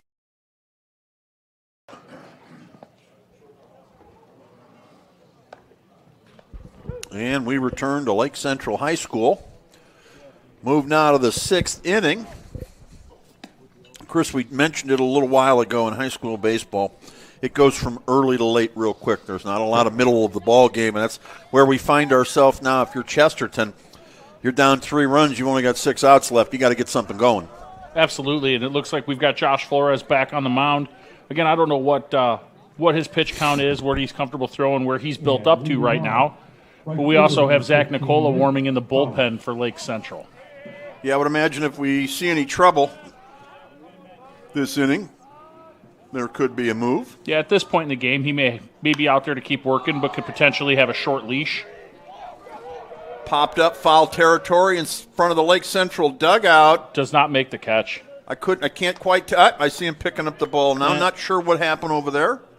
The ball looked like the ball carried to me, and Ryder Fernandez had to just go over his shoulder a little bit further. It kind of came in a little too far. Not sure if it's a case of maybe that wind is blowing in, so that could have blown it away from him.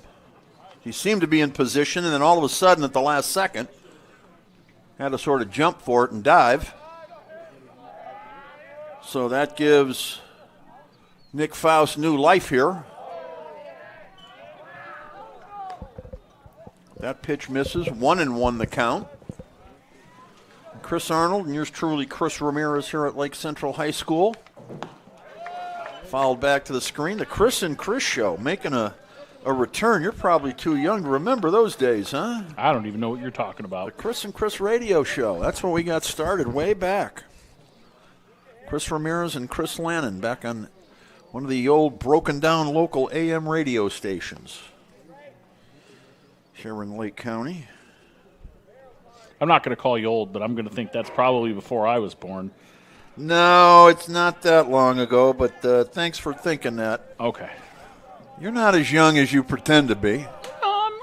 Mid-40s, at least. Here's the 1-2 up high. Check swing. Base umpire says no. I would agree with him on that. I felt like he held up on that one. I will say, as someone calling a game for the first time and being up in the booth here, there's definitely a different angle.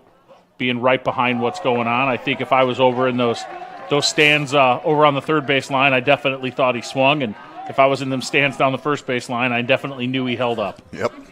Yeah, that's one of the great things here is the vantage point at Lake Central is ideal for broadcasting. It's another reason we like to come out here. Ground ball smash in the hole between third and short. And Nick Faust leads off with a base hit here in the top of the sixth inning. And as we said about the short leash potentially, I see Coach Schwartz walking on out to the mound. My guess would be that he's either telling Josh this is your last hitter or he's getting ready to call Zach in from the bullpen. Let's see. I think he's asking for the ball. What do you think? And there it is. He's not asking for it. He's telling him to give it to him. And Josh hands it over. He'll get a nice hand. Another solid performance for Josh Flores. He goes into the sixth inning, so he pitches 5 complete. No runs, 3 hits. 1, 2, 3, 4, 5, 6, 7, 8, 9, 10 strikeouts is what I have. I've got 3 hits, 1 walk, 10 Ks on 96 pitches, 58 of those for strikes. Josh Flores faced 21 batters. 2 hit by pitch. That is also a potential superhero-type performance or blue-collar-type performance, either or. We'll have to take a look and see how things finish up. A little bit of a different outcome for Josh versus the last time you saw him. The command was much better. While he worked into some trouble early in the game, he allowed some base runners. I think maybe we thought some of the hit by pitches could have been walks, but they were hit by pitch. 3 free passes.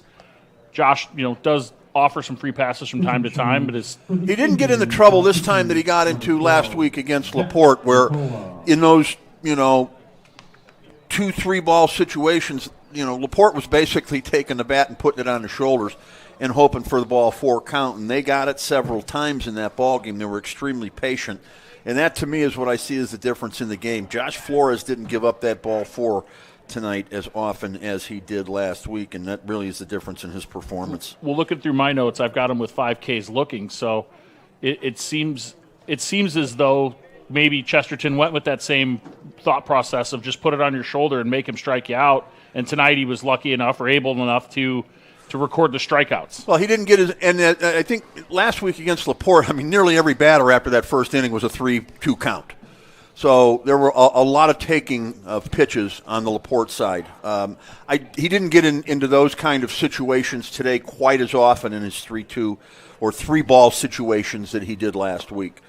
So that was one big difference. Again, 10 strikeouts, 3 hits, and only 1 walk in the ball game today. Yeah, what I feel like I saw was he was really good in the first, and he did struggle a little in the second, but after that second inning, he got locked back in and really put the command on and really got after it, and after that second inning. Okay, so what can you tell us about the young man coming in relief here? So that is Zach Nicola. Zach's a second baseman and a pitcher. Don't know a ton about him statistically. What I do know from years past is Zach Nicola is not a high velo guy, but a high command guy. Does work a lot of strikeouts, gets some ground outs. And that's what you want here. You want strikes. You want your pitcher to throw strikes. Let the other team put it in play. Realistically, Lake Central needs to make 6 outs before they give up 3 runs. That's it. Let's see if they can do it. Adam Keurig, the hitter. Big number 19. He'd love nothing more than to get a hold of one here, turn it into a 1-run ball game. Swung on and missed. So I'm looking, I see that Zach Nicola has 5 appearances on the season. He's credited with 1 win and 1 save and a 0.00 ERA. That's what you're looking for out of a pitcher late in a game. Fouled back overhead. Now the count 0-2. So this would be a save situation. 2 innings, 3 runs. Is that correct? I believe so.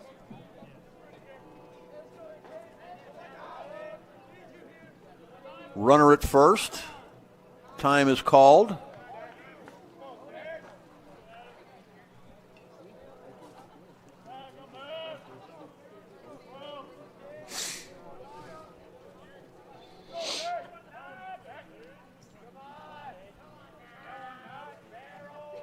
Nicola, here's the pitch.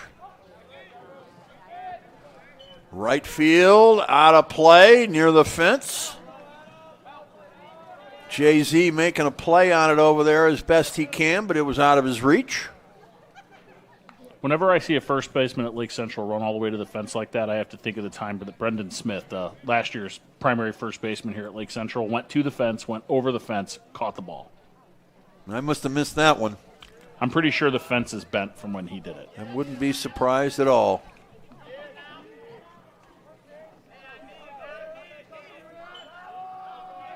Here's the 0-1. Rather, I believe it's 0-2. Yeah, I'm showing 1 and 2 now. I show 1 and 2 now.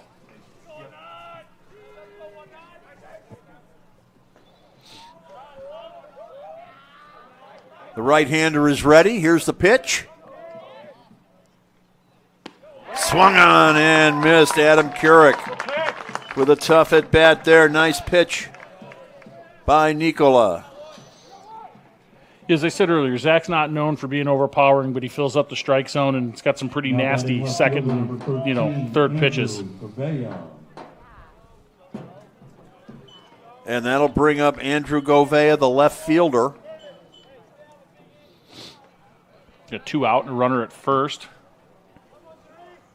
Govea's 0 for 2 on the evening.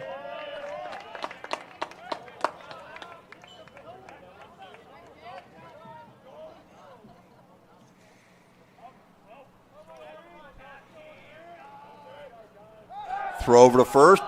Quick throw. Runner just gets back in.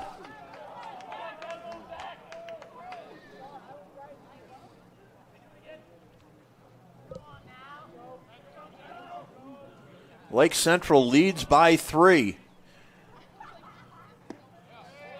That pitch misses. 1-1 the count. 7:08 in the evening. The sun will be setting soon over the left field fence.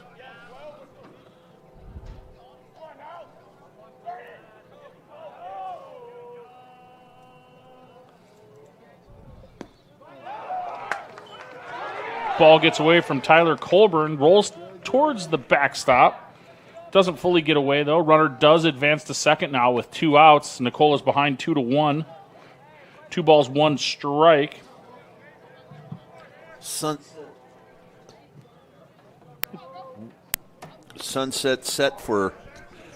is scheduled for 7:45, according to Tom. My mic is going out again. Let's see if we can't fix that. It's out again. Yeah, I can hear me. I okay? can hear you, boss. Okay, not hearing me. My hearing is going out.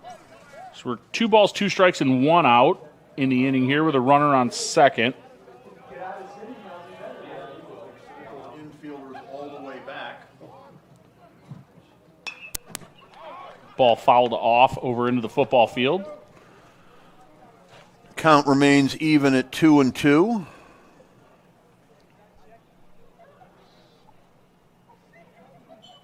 Catcher Tyler Colburn's headed out to have a mound visit with Zach Nicola. Oh, looks like Coach Schwartz is coming out as well. Did he fall down, the pitcher? Is that what they're looking at? I thought he fell down. I saw him get up. I didn't see him fall. I saw him get up. I was watching the foul ball, to be honest. I didn't see him go down, but he's... but yeah, they're looking at something. Yeah, that must have been what happened. Looks like he's walking it off. Hopefully he's okay. Continue on in the game.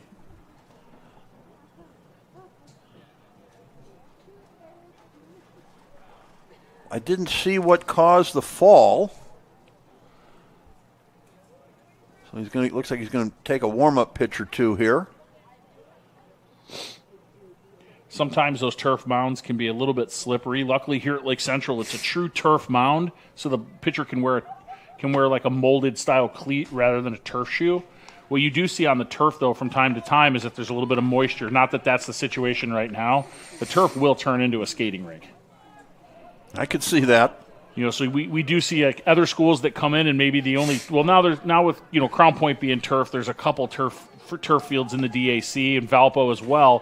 When in the past we would see other teams come in where maybe they didn't have molded cleats and they would just wear tennis shoes and the moisture on the field would definitely cause for some players to slip and fall. I'm guessing Zach just found a bad spot coming down the mound there, and foot slipped out. Well, he looks good to go. Here's the pitch, fouled back to the screen.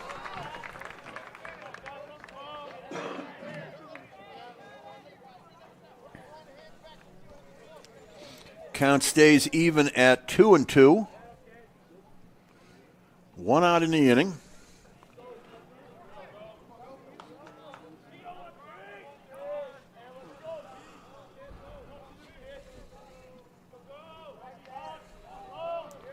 Nicola has the sign. Here comes the pitch.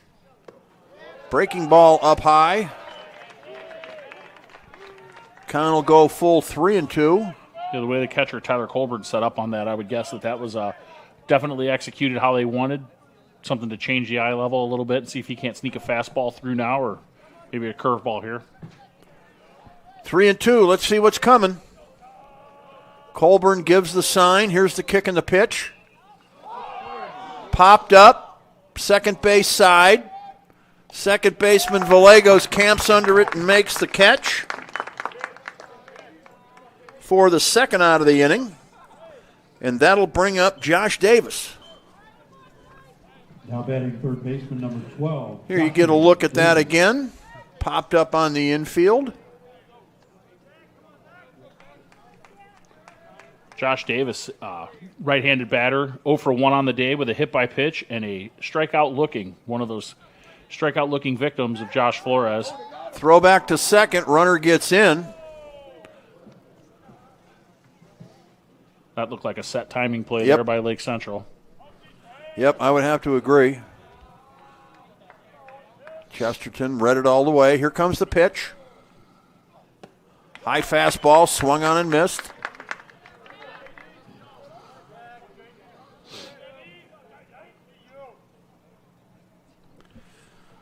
Number 17, who do we have up here?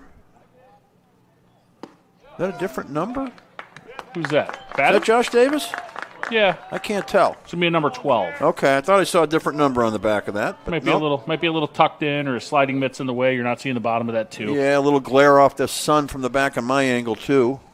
I got the setting sun coming into my left eye here. And to be honest with you, the middle seat's got this pier in the way, and you can just keep getting behind it.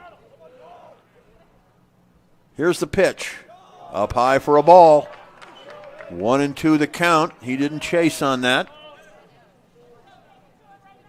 Definite chase slash waste pitch there. Try to get him chasing, see if you can get him out easily.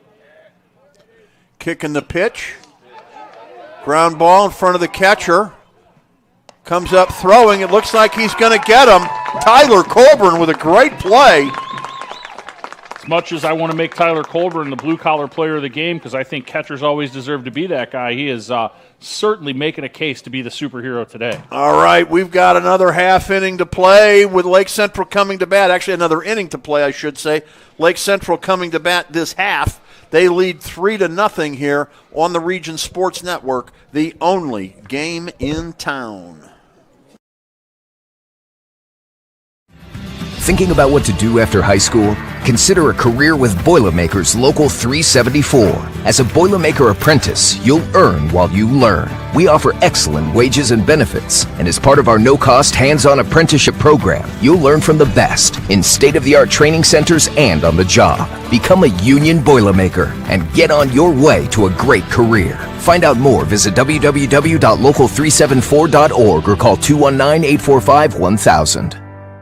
With electrical services from Economy Electric Heating and Cooling, you can radiate the perfect amount of light and energy into your home. From rewiring and code upgrades to ceiling fans, lighting, security, and more, Economy Electric Heating and Cooling's trained electricians will make sure you can enjoy your home on full power all the time. For a free estimate on electrical work, call Economy Electric Heating and Cooling at 219-923-4441, and you can visit them on the web at 4ajobdoneright.com. That's the number 4ajobdoneright.com.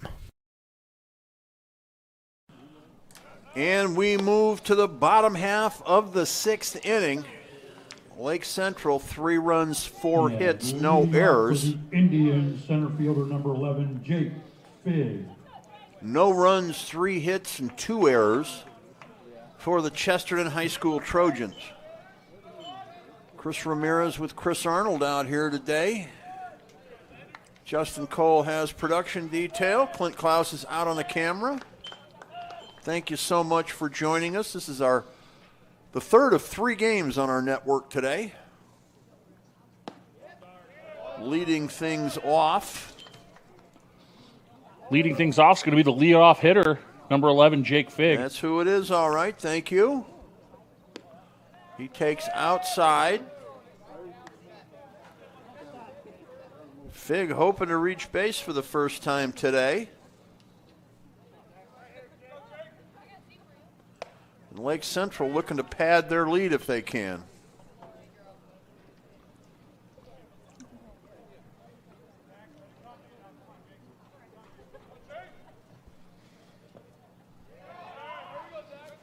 Fender with the pitch, that misses.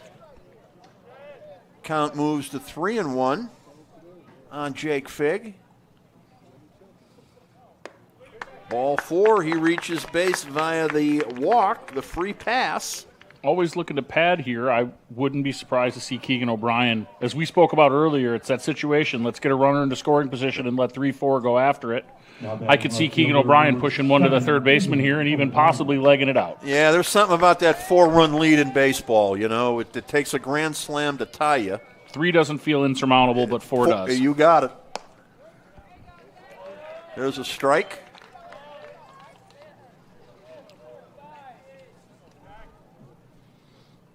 So Coach Schwartz called something into Keegan. Let's see. Yep, he shows bunt. Throw over to first. Yeah, I think that's good strategy in this part of the ball game here. Get your leadoff man to second with 1 out and let your 3-4 guys drive them in. Well, you turn off the double play, you bring up the boppers in the lineup, and you do some damage. Yep. Runner goes. He's going to make it safely without the bunt. He had a great jump on that, plus the catcher had a little trouble getting it out of his glove. That's the team-leading 16th steal by Jake Figg. Well, let's see if the same strategy applies. Yeah, move him all the way to third now. Show the bunt, move the runner to third. Moves the bat back. Takes, I believe the umpire called that a strike. Nope, ball, No, 2-1. He believed he motioned that it was up. Okay, I got it. He called it a ball. 2-1 to count.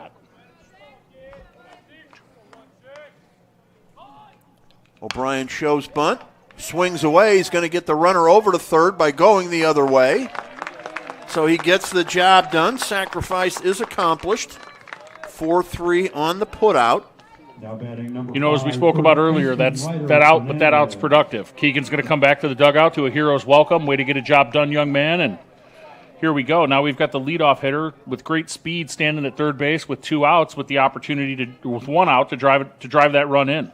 And there you see that sacrifice, 4-3 in the book. Oh, that hit him. Ryder Fernandez gets hit by the pitch. And he's going to go down to first now. Runners at the corners with 1 out. Now, Chris, what this does put the double play back in order. So how do you handle this if you're Lake Central? Fernandez goes first pitch. I had a feeling you'd say that. If it's me coaching for either team in this situation at this point of the game, runner goes first pitch. I'm with you. If they throw down, Figg's going to score. You got the speedy leadoff guy. So do they even throw down or do they just give him second base? I think you got to give it to him. Let's see what happens. Maybe a pickoff here, but he's not going. Pitch in the dirt. Would have been safe if he'd have gone.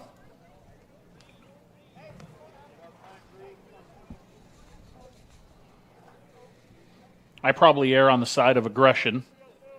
I'm always ready to go. Well, you're also the home team here. You get last at bat. You got the lead. You got everything going for you. You can take a chance here in this situation if you want. Let's see if they do by sending the runner. There he goes. They are going to throw down. The runner will stay at third, safe at second. Stolen base for Fernandez.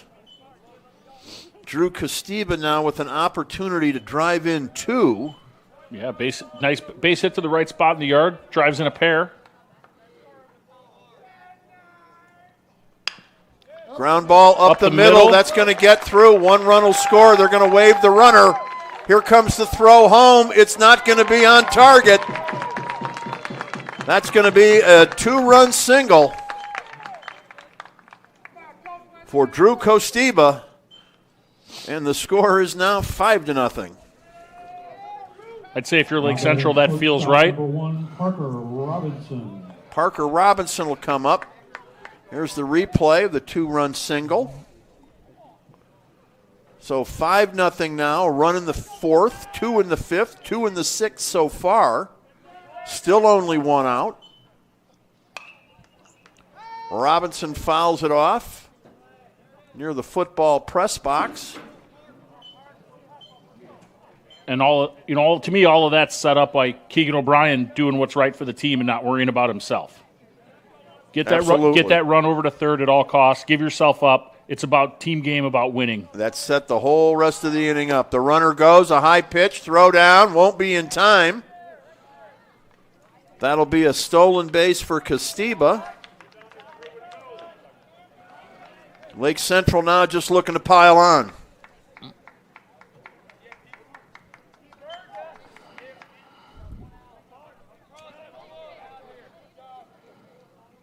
There you see the replay.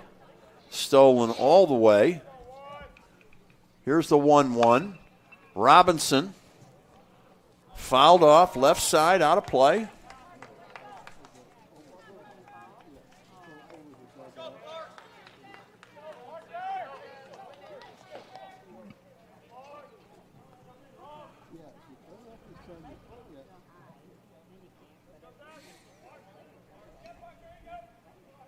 Here's the pitch.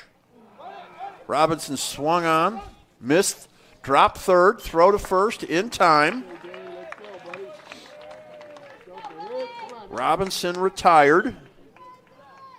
Runner stays at second. Now Dylan Hine, who's reached all 3 times today. Number 22, Dylan Hine. A walk, a fielder's choice. I'm not sure what he did in his third at bat, but I've got him reaching third base. For some reason, I don't have it marked down what he did.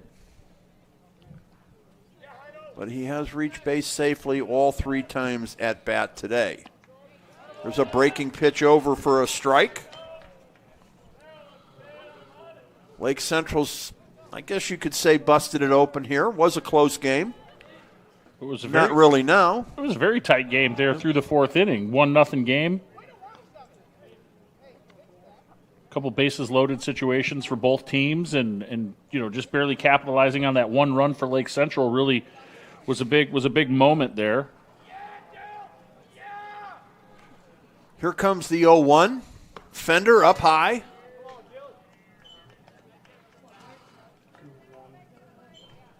Two balls, 1 strike. 2 out, 1 on. Pitch down low for a ball. Chris, how is that sun? Did Drew ever mention batting in a situation like that where that sun is coming directly in? Yeah, I mean, luckily you're not staring directly into the sun when you're at the plate. I do know some of the guys would wear sunglasses. I've been looking a little bit to see who's potentially wearing some sunglasses right now. He definitely told me over the years it was much harder to catch in this light, especially if a ball's hit up in the air towards that third base line. You definitely will look into the sun and lose your vision for a second. Exactly right.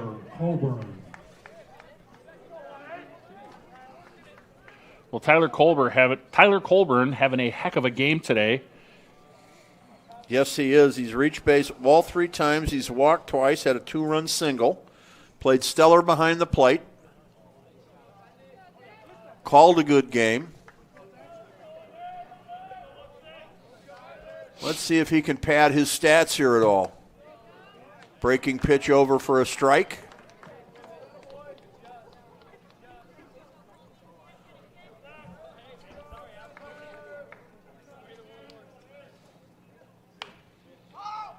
Fouled off at home plate.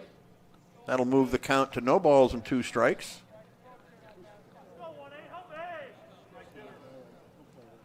Joe Stanish in the house today. What brings you here, Joe? Just some baseball? All right. Pitch a little bit outside there. 1-2 to count.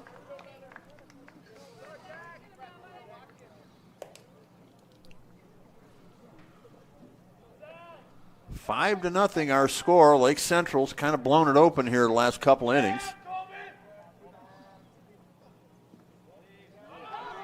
Pitch in the dirt, gets away. The runners will advance. Boy, that's something. You know when things aren't going your way, the ball is at home plate and still both runners are able to move up.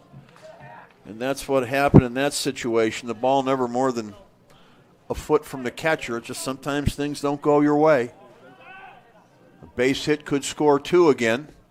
Pitch in the dirt.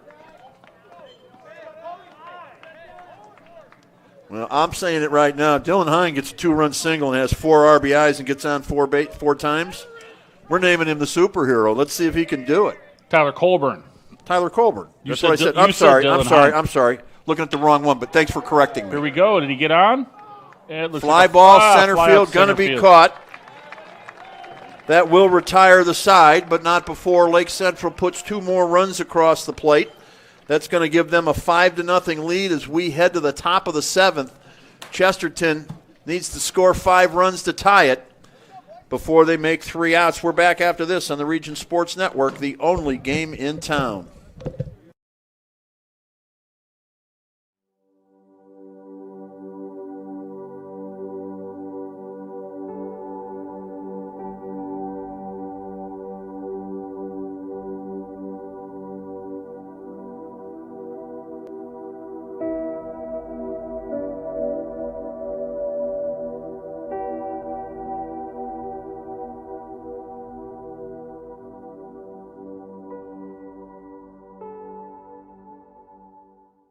With offices in Munster and Cedar Lake, Ethos Dental Group offers a full scope of general and cosmetic dentistry with expertise ranging from porcelain veneers to dental implants, crowns, and bridges. At Ethos Dental Group, you're assured that Dr. Mark Stojkovic and his associates, Dr. Emily Hansen and Dr. Brian Douts, utilize the latest in technology. Check out ethosdentalgroup.com or call 219-595-3432 to schedule an appointment. Ethos Dental Group, dental care you can believe in. And just like that, we go to the 7th inning. Lake Central leads 5-0. We got Zach Nicola back on the mound, looking to get the save here. 5 runs, 5 hits, no errors for the Indians. No runs, 3 hits, 2 errors for Chesterton. What was a close game just a little while ago has become, I don't want to call it a blowout. I wouldn't say 5-0 is a blowout, but it's a pretty healthy lead for Lake Central. 5 is comfortable, but not insurmountable. And certainly comfortable when the other team hasn't scored yet. It'd be different if the score was 15-10 maybe right now. 5 runs wouldn't be a big deal, but 5 runs at this point. Chesterton's hoping just to get 1 to break the goose egg on the board to start. Lake Central's defense for the 7th inning, Keegan O'Brien, Jake Figg, and Drew Castiba in the outfield, left to right. Ryder Fernandez, Parker Robinson, Victor Villegas, and Jacob Zimmerman are in the infield from 3rd to 1st. Zach Nicola and Tyler Colburn of the battery. The leadoff hitter this inning just got on, and that is... That's going to be Caden Hackett, the catcher, the 7-hitter. We had 7-8-9 to lead off the inning. Thank you. Little single up the middle, just to the left side of the bag at second base. So Chesterton with a little hope here. John Knight, the designated hitter, comes up. He lines a smash. I can't see it. It's out to left field to Keegan O'Brien. Keegan's got the ball clean. He's got it already back into the third baseman, Fernandez. Thank you very much. Runners at 1st and 2nd now. That's going to bring up that 9-hitter, Nate Redmond.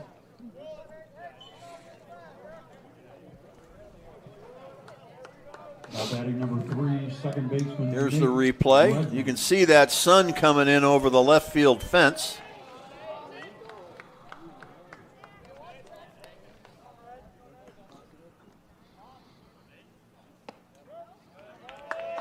There's a pitch over for a strike. A lot of movement on that pitch.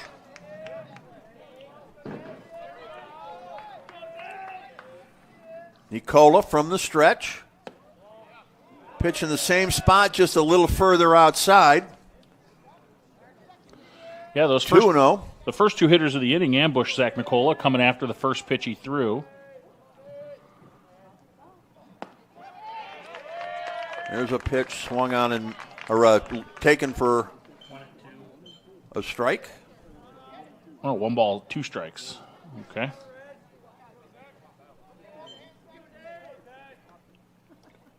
Here's the kick and the pitch.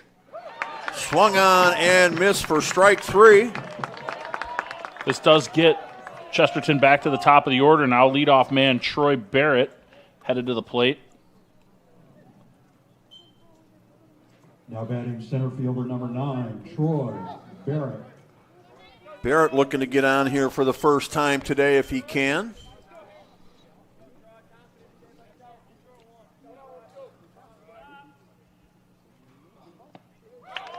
Swung on and missed as Chesterton hitters going up there ripping.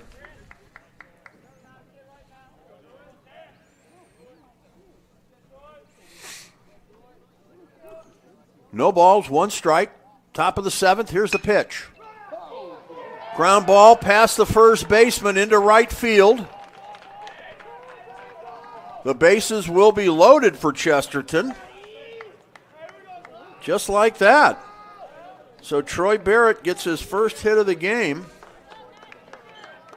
And with only 1 out, Chesterton has some life here, Chris. Yeah, your Lake Central, you're going to definitely trade a run for an out here.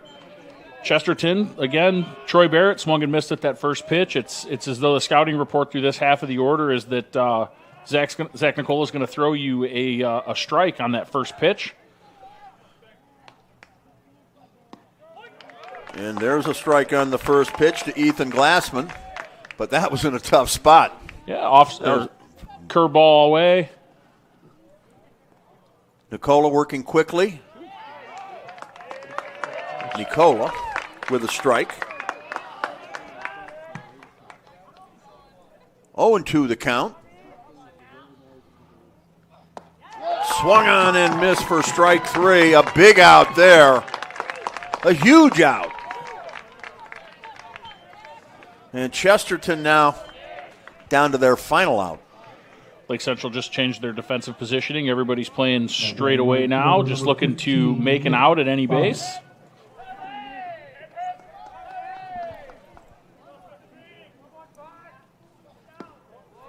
That pitch misses.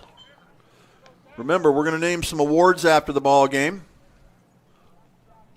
We'll start with the Crown Insurance Superhero. 1-1 the count.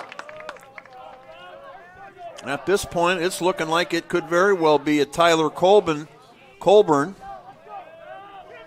superhero type game. Swung on and missed. Chesterton down to their final strike. Lake Central fans making some noise. Here's the kick and the pitch. Up high for a ball.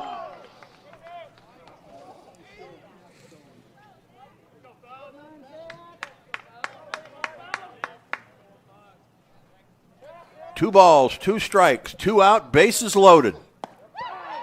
That misses outside, the count goes full.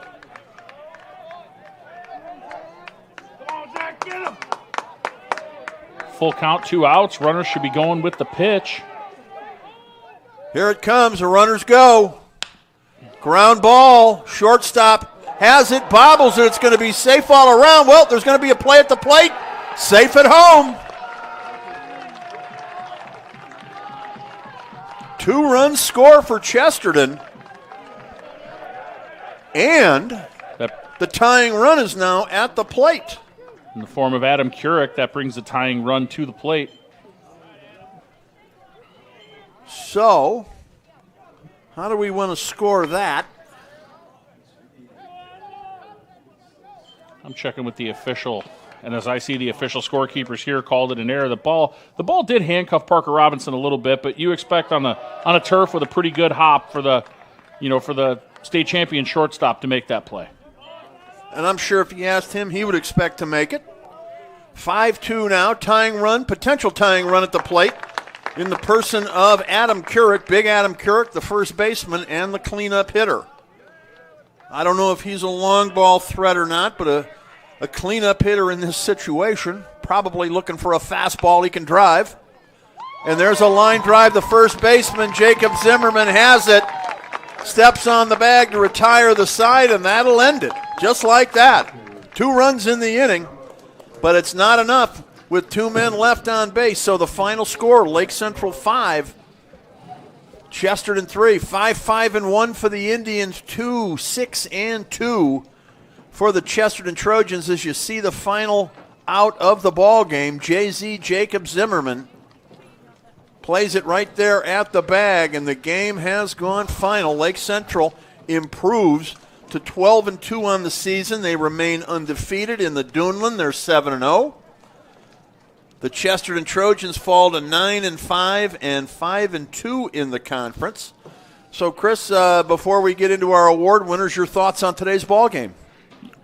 We expected a battle. We expected good pitching. We got what we were looking for out of a game. Beautiful day, well played baseball game. A couple errors by each team, or a couple errors total. But a well played game on a beautiful day. Lake Central just got those timely hits when they got the bases loaded, and especially they're late, they were able to scratch some runs across and kind of keep it moving. And where Chesterton really struggled with the time they had the bases loaded, they just couldn't scratch there. Here at the end, when Lake Central's just willing to pound the ball into the zone and potentially trade some runs for outs, and Chesterton did score 2, which should give them some good mojo headed into tomorrow, knowing they're not taking a bus ride home after getting shut out by a conference rival. Record for Lake Central moved to 12 wins and 2 losses. They definitely showed some fight out here, not rolling over in that 7th inning, and they did their best to try to make a game of it. So, Chris, let's move on now to the Lantern Man superhero of the ball game. We've debated, on who it can be, but I think in the end we agree. It's got to be Tyler Colburn. Yep. What was give me that stat line again from Tyler Colburn. He reached base 3 out of the 4 times. He drove in the 2 runs that really made it. So essentially he drove in the 2nd and the 3rd run, the 3rd being the game-winning run essentially, with that 2-run single that he had in the 5th inning. He called a good game for the pitchers out there. I thought he kept the base runners in check. He played a nice game behind the plate. To me, he is the Lantern Man Insurance superhero of the ball game today. I absolutely agree.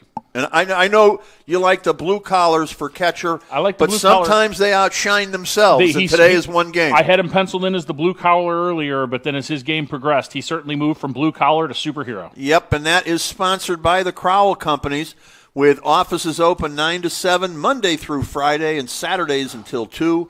In Highland, Maryville, and Michigan City. They are your insurance professionals, and they're proud to recognize the superheroes on the baseball diamond. And I want to take a moment to thank Tom and Bob Crowell, the 2 brothers now running that company, for their nearly 20 years support of the Region Sports Network.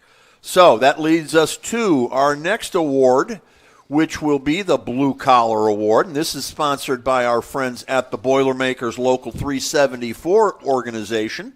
And they've been with us for a number of years as well. You can earn while you learn with Boilermakers Local 374. Chris, this is a tough one here as well. We could go either way on this one. We could go winner or loser, winning team or losing team on this one. Well, here's what I've got for the blue collar, and I'm going to get your opinion on it. When I think of blue collar, like I said, I think of catchers a lot of times, having raised one. But in this particular instance, the guy that I'm liking for blue collar is Keegan O'Brien.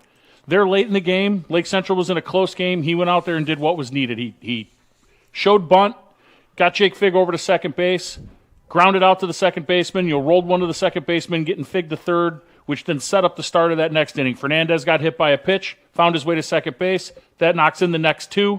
Really kind of seals the game away for Lake Central. I like how Keegan put his head down and did the blue collar, did the work that needed to be done in that situation. Congratulations to Keegan O'Brien. He is the Boilermakers Local 374 blue collar player of the game. Learn about the apprenticeship programs the Boilermakers have to offer at local374.org. You can start making some good money when you join up with our union sponsors, and that includes the Ironworkers, who sponsor Ironworkers Local 395, who sponsor the play of the game. Chris, there are a couple in here that we could go with. What are your thoughts? There's a couple we could go with. You made a comment earlier in the game that, we don't always give an award to the same the multiple awards to one person, but, we go back to that, Tyler Colburn won that superhero award, but without that 2-run single, that's... He doesn't get the award.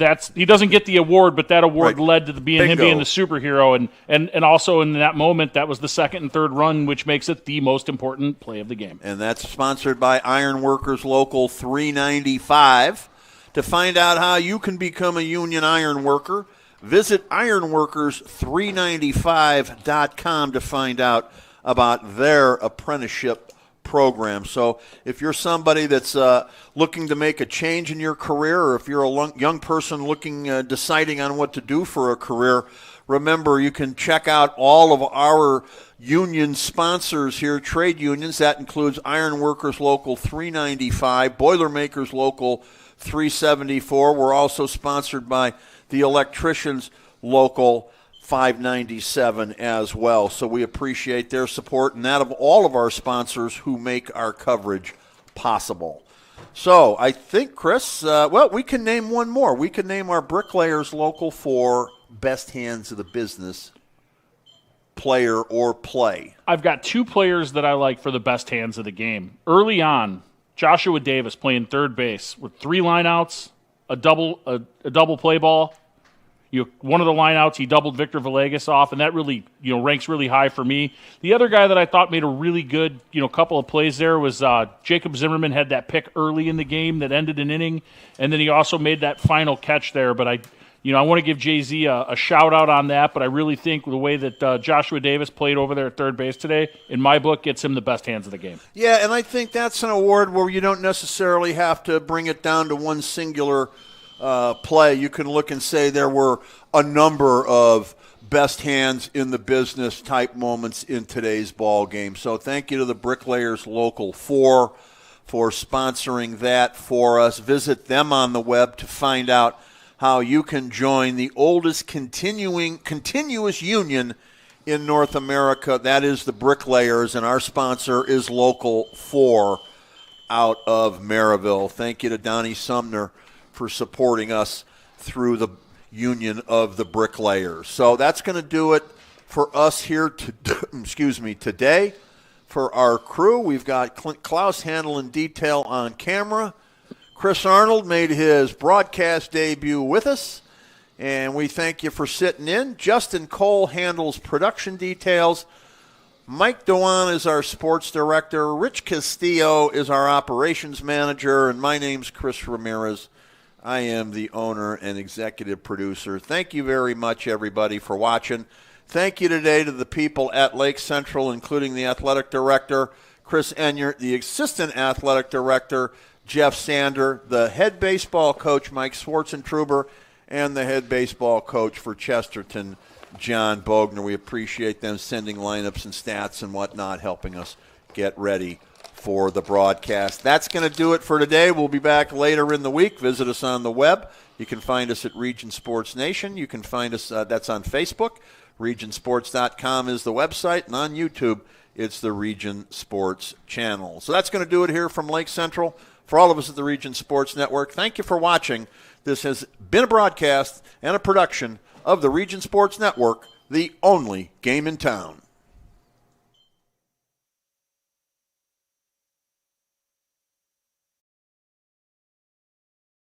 When life keeps you busy and you can't get to the store, shop online with Strachan Van Til To Go. Our to-go service is easy to use. Register using your rewards account information. Fill your virtual cart and choose delivery or pickup. Once your order is in, our own Strachan Van Til team preps your order with care. With our to-go service, you can earn reward points and save time and money with our online coupon. and weekly ad prices. Life made simple. Shopping made easy. For more information or to sign up, visit shop.strackandvantil.com. With 40 years of experience serving Indiana, Illinois, and Tennessee, Ennegenberg Exteriors has only had one goal in mind: to achieve excellent customer service.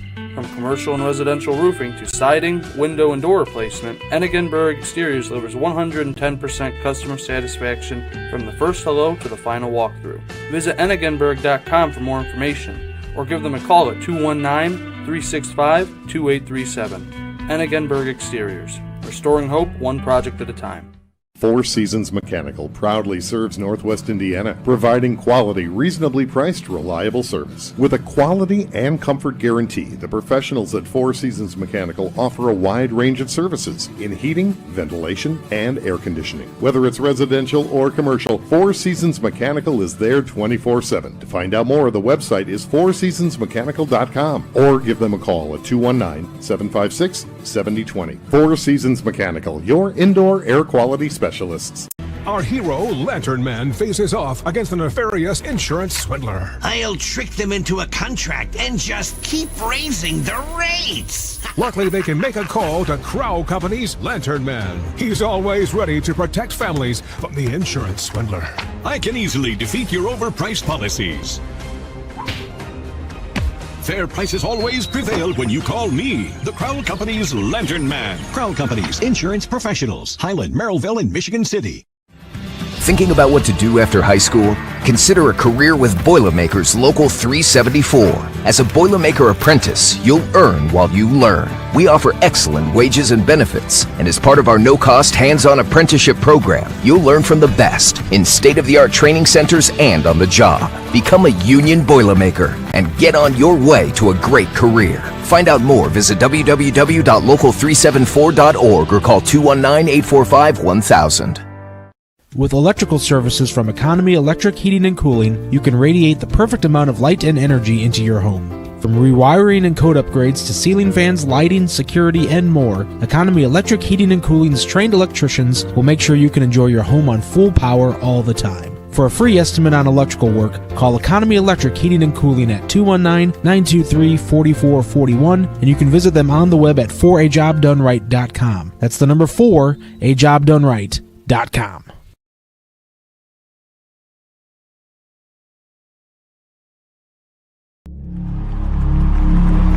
Some see a wrestling match. We see a 6-minute lesson in grit.